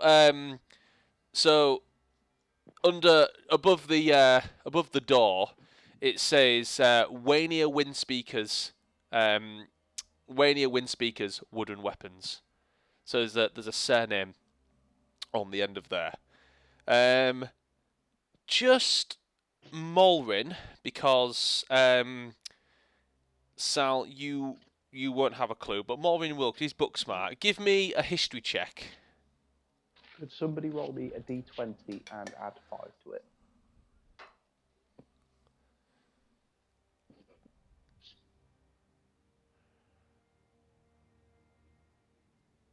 I don't know who's going to do that. I'll do it Okay. for you. Who is it? Do you want me to do it, or is someone else If you going don't to? mind. I'll do it. 24. So 19 on the Yay. dice. Glad I rolled it. So Mine. so you've heard the name Wind Speaker before. That surname has quite historical significance. The name Wind Speaker is the surname of. Let me get my notes up. There we are. Is the surname of one of the previous monarchs, Dashana Windspeaker. Dashana Windspeaker was the first non-human and non sort of like royal born to sit on the throne of Anira. Dashana When was Windspeaker. it? This was about 300 years ago that this Okay, was. so before Morrin's time, but not unlikely that it's not before the time of Yeah. the Windspeaker we're about to meet. Yeah. So the Dashana Windspeaker. So yeah, there was. It was quite a significant historical event because obviously she was the first person from a tribe of a druidic background to sit on the throne to pass the trial of Anselm. It almost caused a civil war within the kingdom because some people didn't think that it should be. It was with it being the first time it happened, and there was a big uproar. One thing, give me an additional history check. Do you want me to roll again for you? Yes, please, right. That's 15. So just enough to know how she died. So she was on the throne for 4 years, and she passed away Very long from with- a mysterious illness at Interesting. quite a young age Do for I- an elf. Is there any information about that illness? Not that you have access to at this very moment. Okay, I'm going to quickly open my spell shard and just make some quick notes about that. I will be returning. Okay. So yeah, that's the significance of that name as you approach that and see that. So, are you entering the store? Yeah. Val is gonna put their hood up before they reach the shop. Just Okay. nonchalantly. Of course, it is their cloak of elven kind, so they're stealthier. Stealthier, of course. Yeah, I guess I'm not. I'm not like sneaking in. Like I don't want to be spotted. I just don't want to be noticed. If you know, like I'm not trying to be invisible. I'm just trying to be Insignificant. Yeah. Yeah. Yeah. You're just trying to blend in, sort of. Yeah. Okie Are we dokie. entering at the same time then, or do you want it not to be known that we're together? Oh no, I'm gonna follow you. But I'm assuming that you being a purple crystal, amazing armored tiny man is gonna draw some eyes, and I am not. I would absolutely agree with you there. Yeah, It is that's some my flamboyant armor. yes. Okay. So, are you going in first then, Maureen? Okay, then I'll retract my helmet back so that my head's revealed. Okay. So you retract back your helmet and you enter Waynier's wooden weapons. As you walk in, it's relatively quiet, and it's nicely decorated on the inside. Lots of shelves and glass cabinets with other weapons in, swords, spears, daggers. Lots of there's like an entire wall dedicated to archery, and bows and arrows, all made, everything in the store made of wood. There isn't a single. You feel like if you held up a magnet in this room, you wouldn't attract a single thing. There's not a single piece of metal in this room at that you're currently standing in. In the back, however, as you sort of like peer through, like there's a nicely varnished sort of like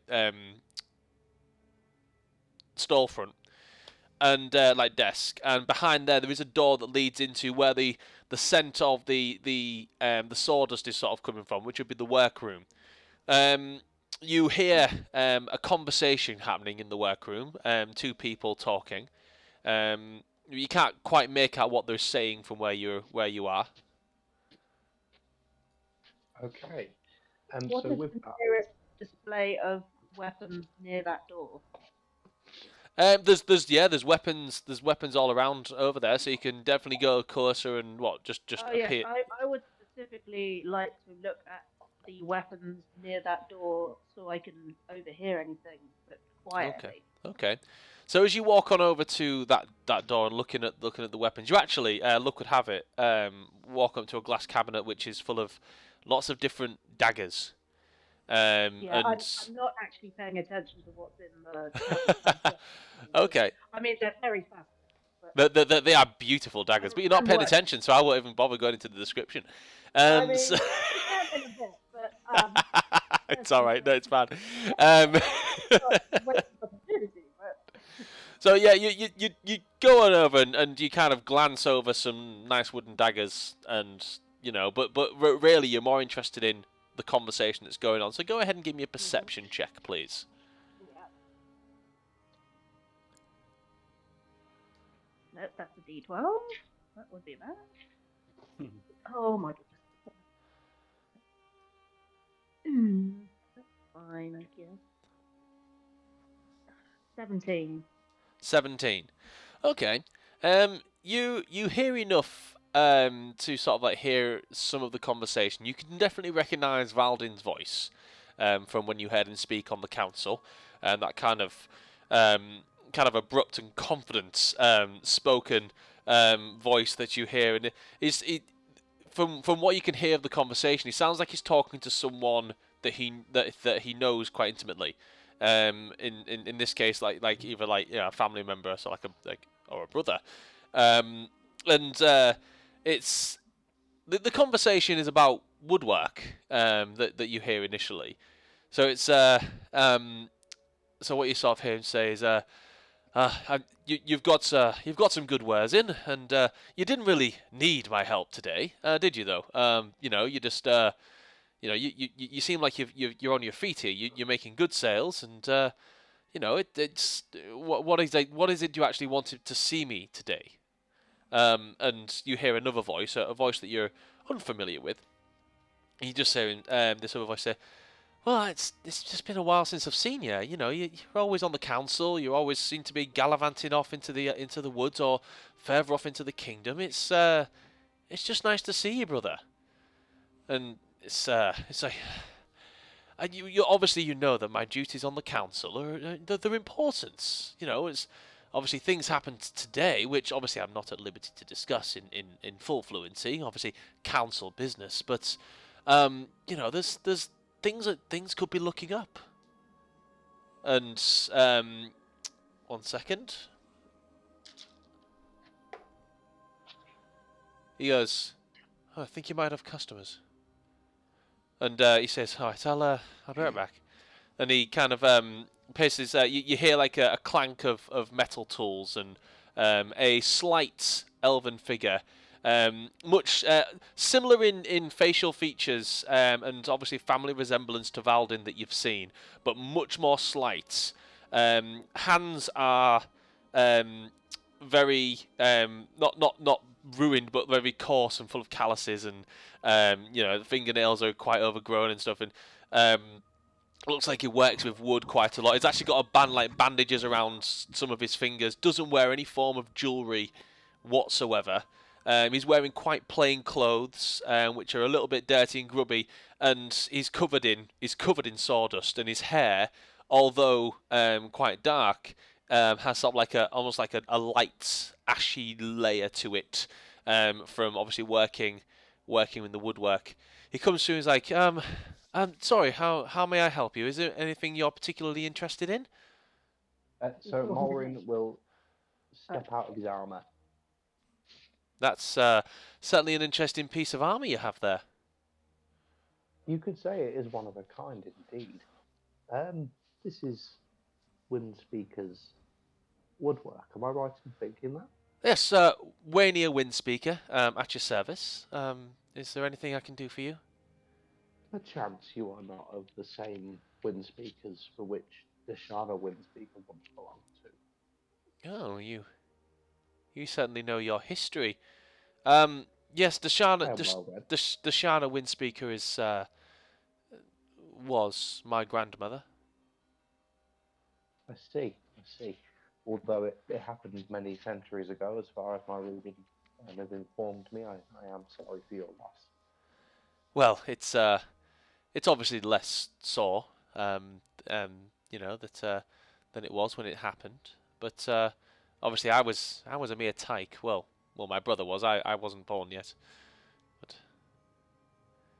you say your brother. That may be who I have come to see. Although I must admit your wares are incredibly impressive. You don't see many weapons of wood to this nature. Sorry, say that again. Sorry, Ash. I'm actually here to see your brother, I believe. Oh. But not to discount your incredible weapons here. You don't see many of this quality made of wood. Oh, well, thank you. As far as I know, it is a one-of-a-kind business. I get the odd collector that comes through and to see these wares and to use them, as they go off on their adventures. It's a niche market, I guess.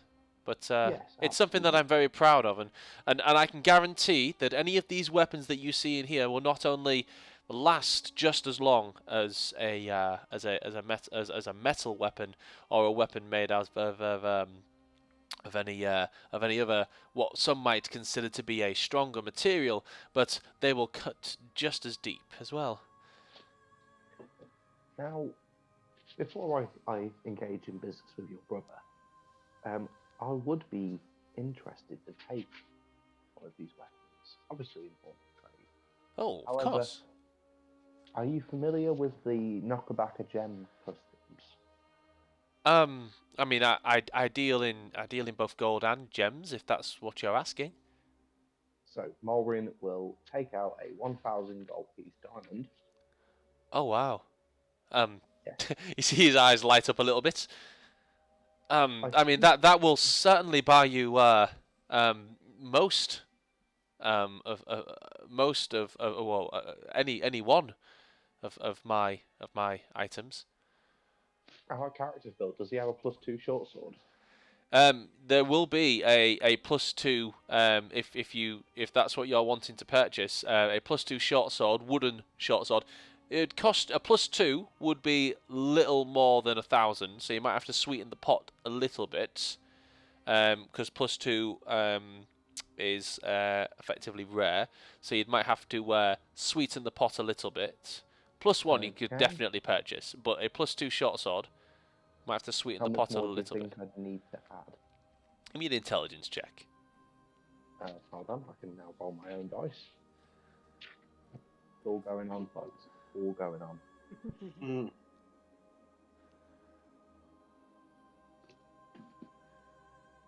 That is a 16. Okay. You'd probably have to add somewhere within at least maybe 250 to 500 to that pot in order to get a +2 short sword. However, when you out... go on, Go on, Ray. I was going to say if you when you look over.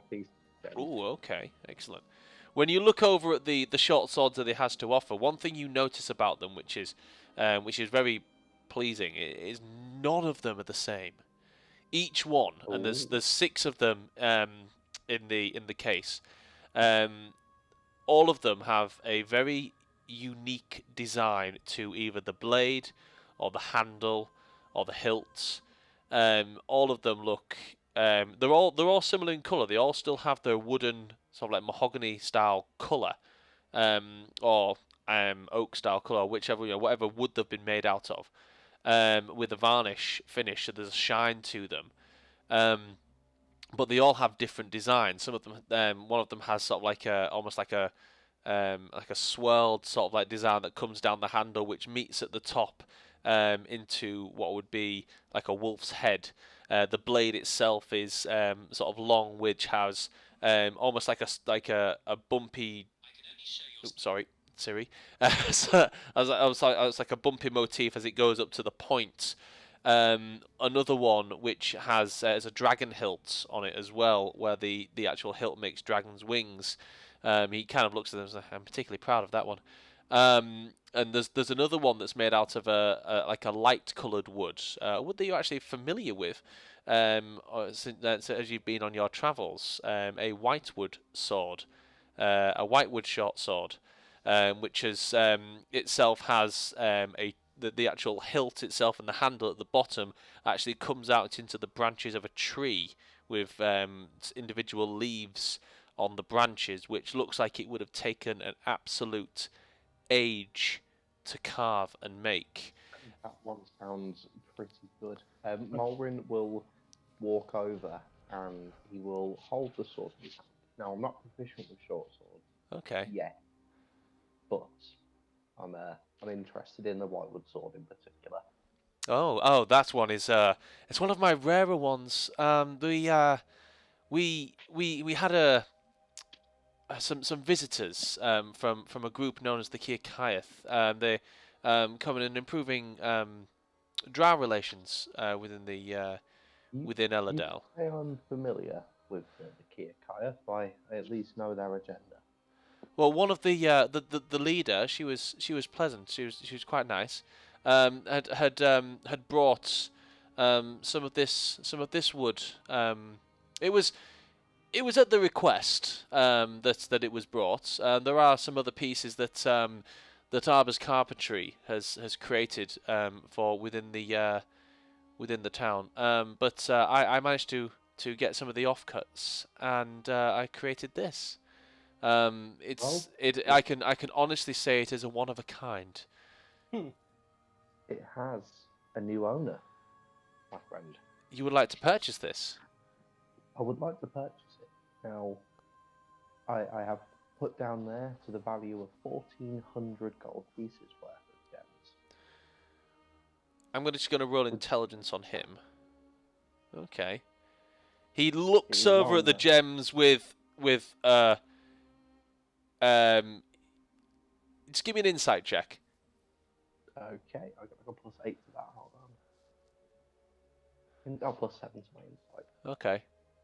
That's an unnatural 20. Okay. From what you can gather by the way that he's looking at these gems, he probably thinks that they're worth a lot more than what you would perceive that they are worth. Okay. He's not Is very it good fair at he's to not say- very good at appraising gems. So with his intelligence check on gems, he rolled a 5. So he's looking at the gems. He's like, oh, it's quite a lot here. So he seems very pleased with the amount of gems that you're putting forward. With the gems I have put there, have you any other whitewood weapons that you may be willing to part with? Unfortunately, this is the only piece that I was able to create. Aside from this, and he kind of puts his hand into his like top and pulls out like a necklace on a string, and he's created. It's not a weapon, but it's just a circle with the same tree motif that's made on the hilt of this sword. I managed to just sort of I got one piece left, and I sort of made this, and he kind of tucks it back down. I quite like whitewood. It's very nice to work with, and when I spoke to Maldor, he seems to think that there's magical properties as well, but it's something that I didn't particularly want to give it all away for him to study, but that's something he's trying to take up with Arbor. So Whitewoods are indeed an interesting form of magic. I've encountered whitewoods in the past. you have. Yes, I have.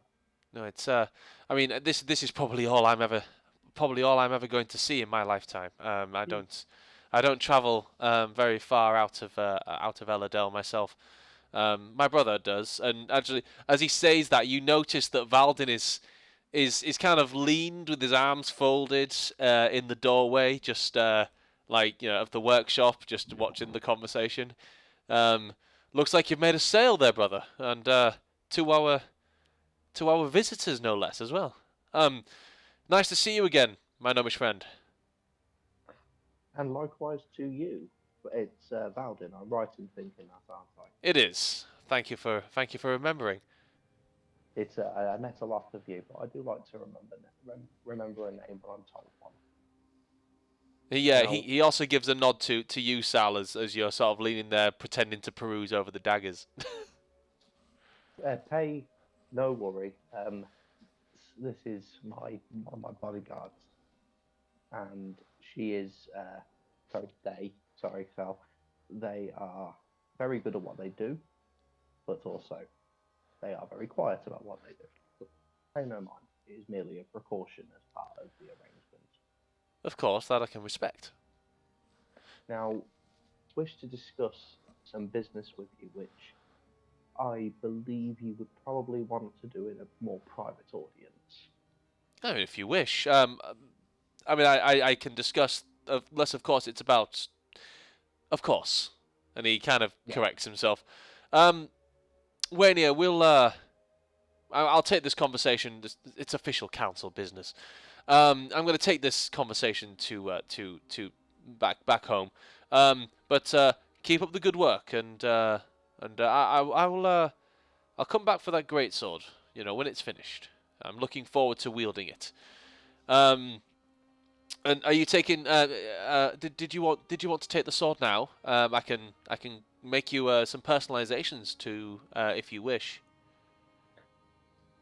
I believe it would besmirch the Whitewood name and tree if I had my own personal motifs put on it. To save myself famous case of whitewood earache, I shall not ask for you to customize any of this weapon. It is a beautiful weapon. With the gems I have paid, however, my friend, I would like to ask that you offer a suitable weapon for my colleague Of course. before we go. What type of weapons is it that you wield? Addressing Sal.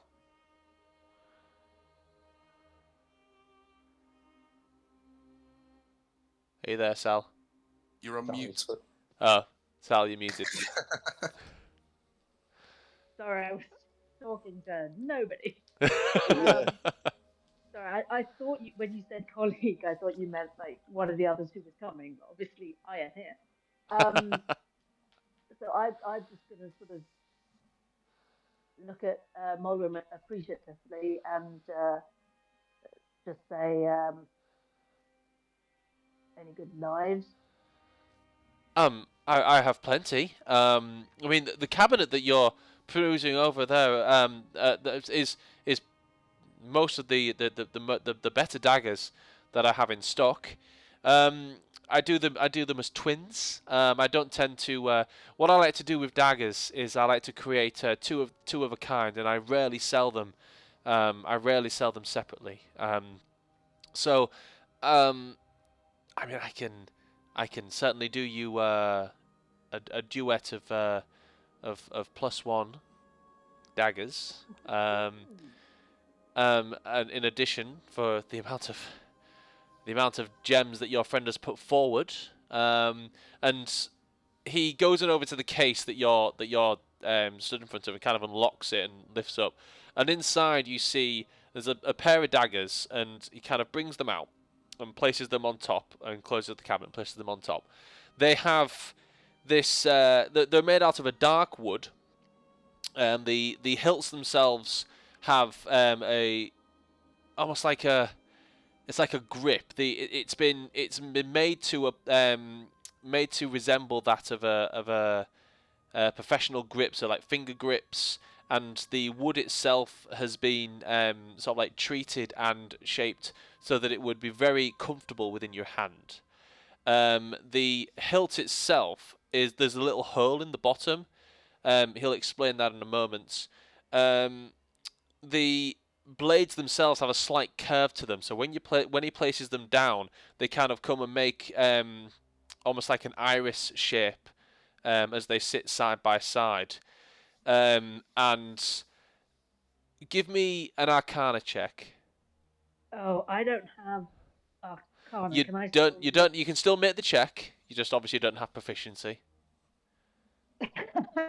Natural one. Okay. No, you don't. No. I don't know, Are you? Are you watching over what's going on here as well, Maureen? I hope he is. If he is, Maureen, you can make an Arcana check. Oh, I'm not very good at them, Phil.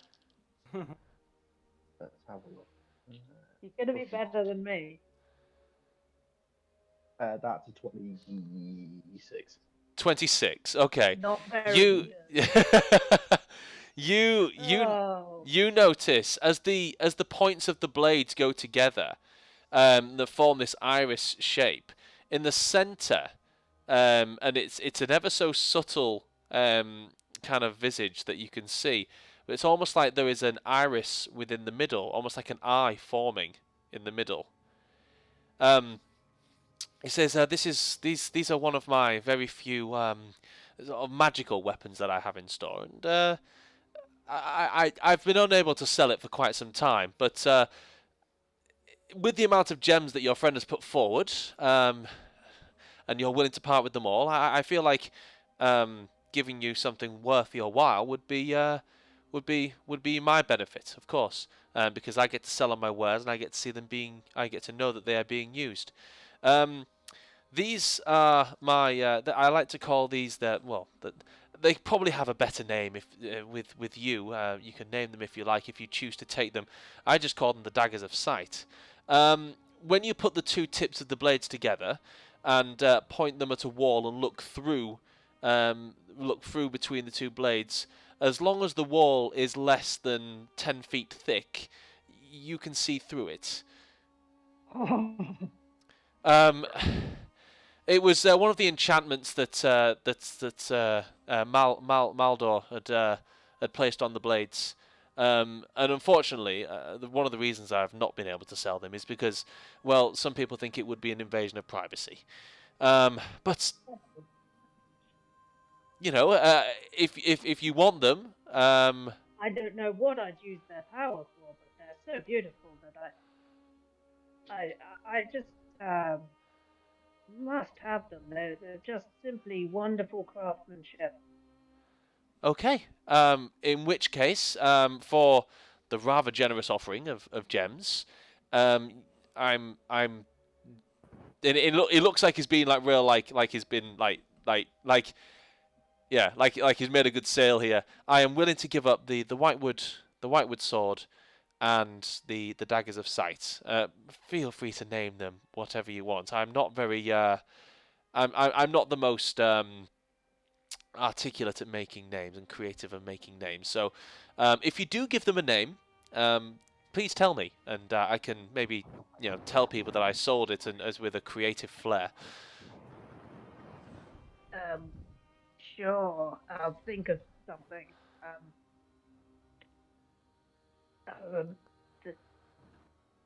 You don't have to do it right now. Yeah, Valdin just looks up.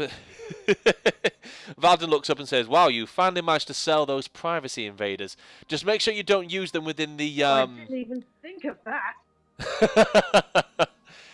Make sure you don't use them within the town, though. If you're putting those blades together and people see you doing it, people know what those blades are. There's many a conversation been pulled up about those. We all thought it was a prank made by Valdin. Just hope he's not enchanted anything else with that enchantment. Sorry, by Maldor. Yeah, so just make sure you're not putting those blades together and invading people's privacy within the town. No, I'm sure I will use them only for bird watching, which is a great hobby of mine. Okay, give me a deception check. Renowned underground bird watcher. Yeah, give it. Side of the land. Of course. Are you trying to deceive him, or are you just saying it? Oh no. Well, I'll write. Say my deception anyway was 18. But I'm saying it somewhat sarcastically. Okay. As in, like, I am hiding my lie as a joke. if you know what I mean. Like, yeah. Like, oh. Yeah. They kind of laugh it off as a joke, and Valdin just says, "Okay. Well, we obviously have things to discuss, and wait here. I'll see you later about that great sword. Right. Let's head to my abode, and we can discuss this further." And he heads.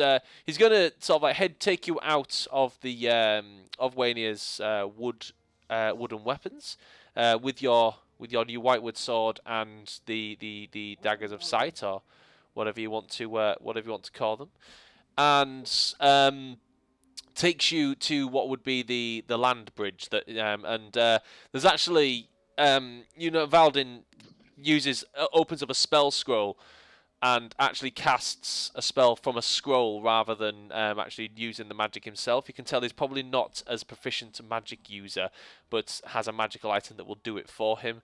It kind of... Saster, I said Sal's peepers. I heard that through my Discord. Saster, I said tenor.com. Tenor.com, okay. Anyway, so...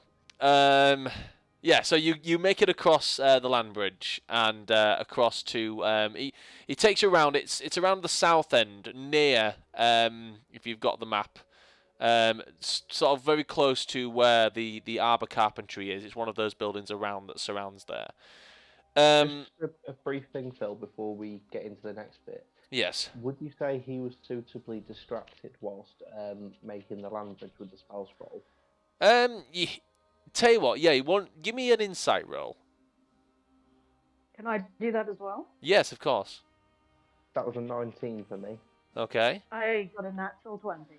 Okay.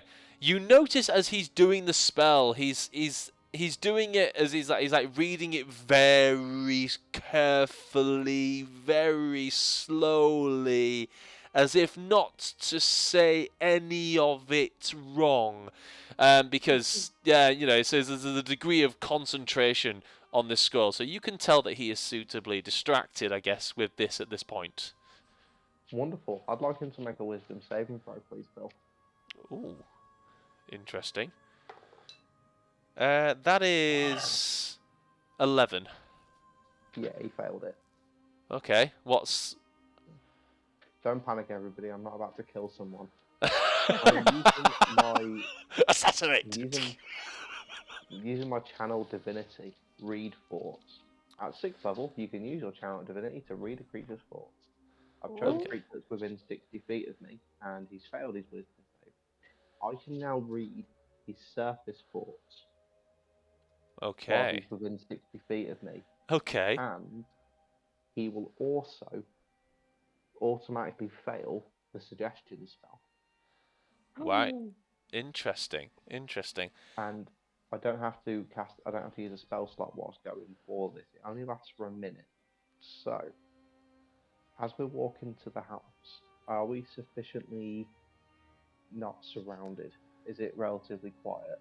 It's around this area is relatively quiet. There are still people around, but not like it's not crowded. So, I suggest that you advise me why you wish for Aelar to take the trial of Anselm. He automatically fails. He automatically fails. He has to tell me the truth. Okay. Why? So that we can have someone of Elven dynasty back on the throne, of course. There hasn't been a strong leader on the throne since my grandmother, Dashana Windspeaker, and I wish to bring that back. I wish to have someone that is going to do something for the tribes, someone that is going to do something for the rest of the country other than just drain it of its resources and drive this continent into the ground. I'm hoping that so his surface forts, yeah, you automatically see that there is a on his surface fort in pictures. There are flashes of portraits of Dashana Windspeaker. There's a feeling of betrayal in there as well. You kind of get the feeling that he feels like something was robbed there. Of course, knowing the lineage of the trial and knowing like the trial and everything like that, you know that if his grandmother had stayed on the throne, then his mother would have automatically his father, because his father would have automatically would have had first try at taking the trial, and if passed would have would have automatically and would have become king, and then he would have automatically, and it would have been passed down to him, and he himself has failed the trial. And you actually see that flash through his mind as well on his surface thoughts, and you hear him say that, I am a failure, I failed it. I suggest you take comfort in the fact that another elf, who would be a great fit for the throne, can take the place. I suggest, if you advise me your desires for this are true, you do not wish for harm to come to Aelar. Why would I wish for harm? We have met many deceptive people in our journey. We have fought many creatures and many entities that originally appeared as benevolent. It is my task as part of Aelar's council, and also within my role as the Deemer, to assess intentions and knowledge I suggest you answer my question. And what was the question again? Do you wish for any harm to come to Aelar? Of course I don't. Do we Like I surface said fort before, I wish for him reflect to that? pass the trial, and I wish to aid him in any way that I can. Having taken the trial myself, I know what he is to suspect. Know what he is to expect. I've met And his Zenon. surface fort match that. Pardon? His Do- surface forts do match that, yes. Okay. Maybe I'm being too suspicious. But There is no too suspicious. no. Is that? Are you No. saying that? Are you saying that out loud? No, I'm saying it No. out loud. I'm sorry. No, just saying that in the thoughts. That's fine. I understand that there's been other elves and other druidic bloodlines that have sat on the throne. And each one since the Windspeaker lineage, since the Timberhearts, since the River Runs, there's always been something. And aside the fact that the River Runs themselves are a direct rival to the Windspeakers, and their lineage seemed to last a lot longer. Okay, yes, I'm bitter about that. But it just feels that elves don't last long on the throne. Your friend, being half elf, but half of the kingdom, maybe he'll be able to bring a balance there. I'm not saying that King Caspian Devastar is doing a bad job. His legacy, he's trying. I can see that he's trying, but there's corruption. There is greed, and there is still an abuse on the tribes and on the lands of Accalia. There is no respect still. And I think King Caspian Devastar thinks that only one man can make a difference, when really it takes more than just one man, and it'll take more than just one king to put everything right. And I think that, from what I've heard so far, that your friend Aelar, or our Aelar, I don't know really what to put him, because obviously it's been a while since he's been here. But he may have... Sal said tenor.com. He may have what it takes to continue what King Caspian Devastar is trying to do. But that needs to wipe out the corrupt and the greed and this abuse of the Garden of Melora. Do you understand? I understand fully. With the right people by his side, Aelar could make us fantastic king. Understand I am only doing my role as one of his advisors to ensure the noble and benevolent intentions of those who offer opportunities to him or any others. Well, I feel like it's more the others that we're going to have to convince. Maya's not entirely thrilled by the idea, and Gertrude, well, no one can ever read Gertrude, but she never liked Aelar anyway. But then he was a scamp. But We can all change, my friend. We can all change. Shay's harder to read. She's always had his back, but has always been indifferent. And, I don't know.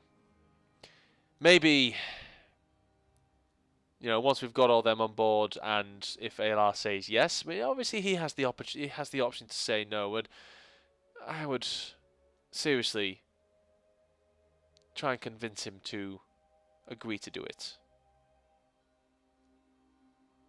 Well, this conversation has definitely leaned towards what I will be discussing with Aelar. Now, that would conclude the council business I wish to discuss. But you don't see many travellers around here. Have you any questions for us?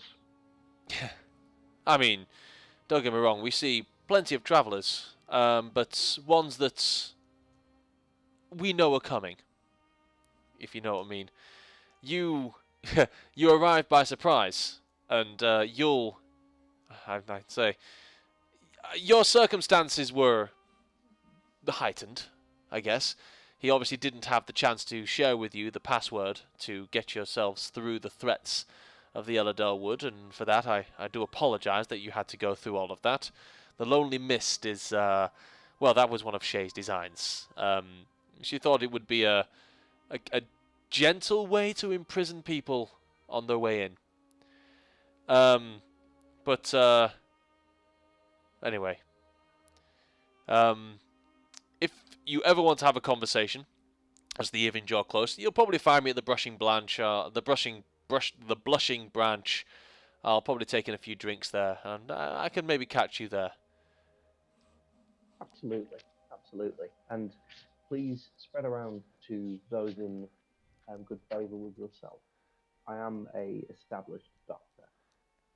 If any of your people require any medical assistance, then my services are available to Aelar free of charge.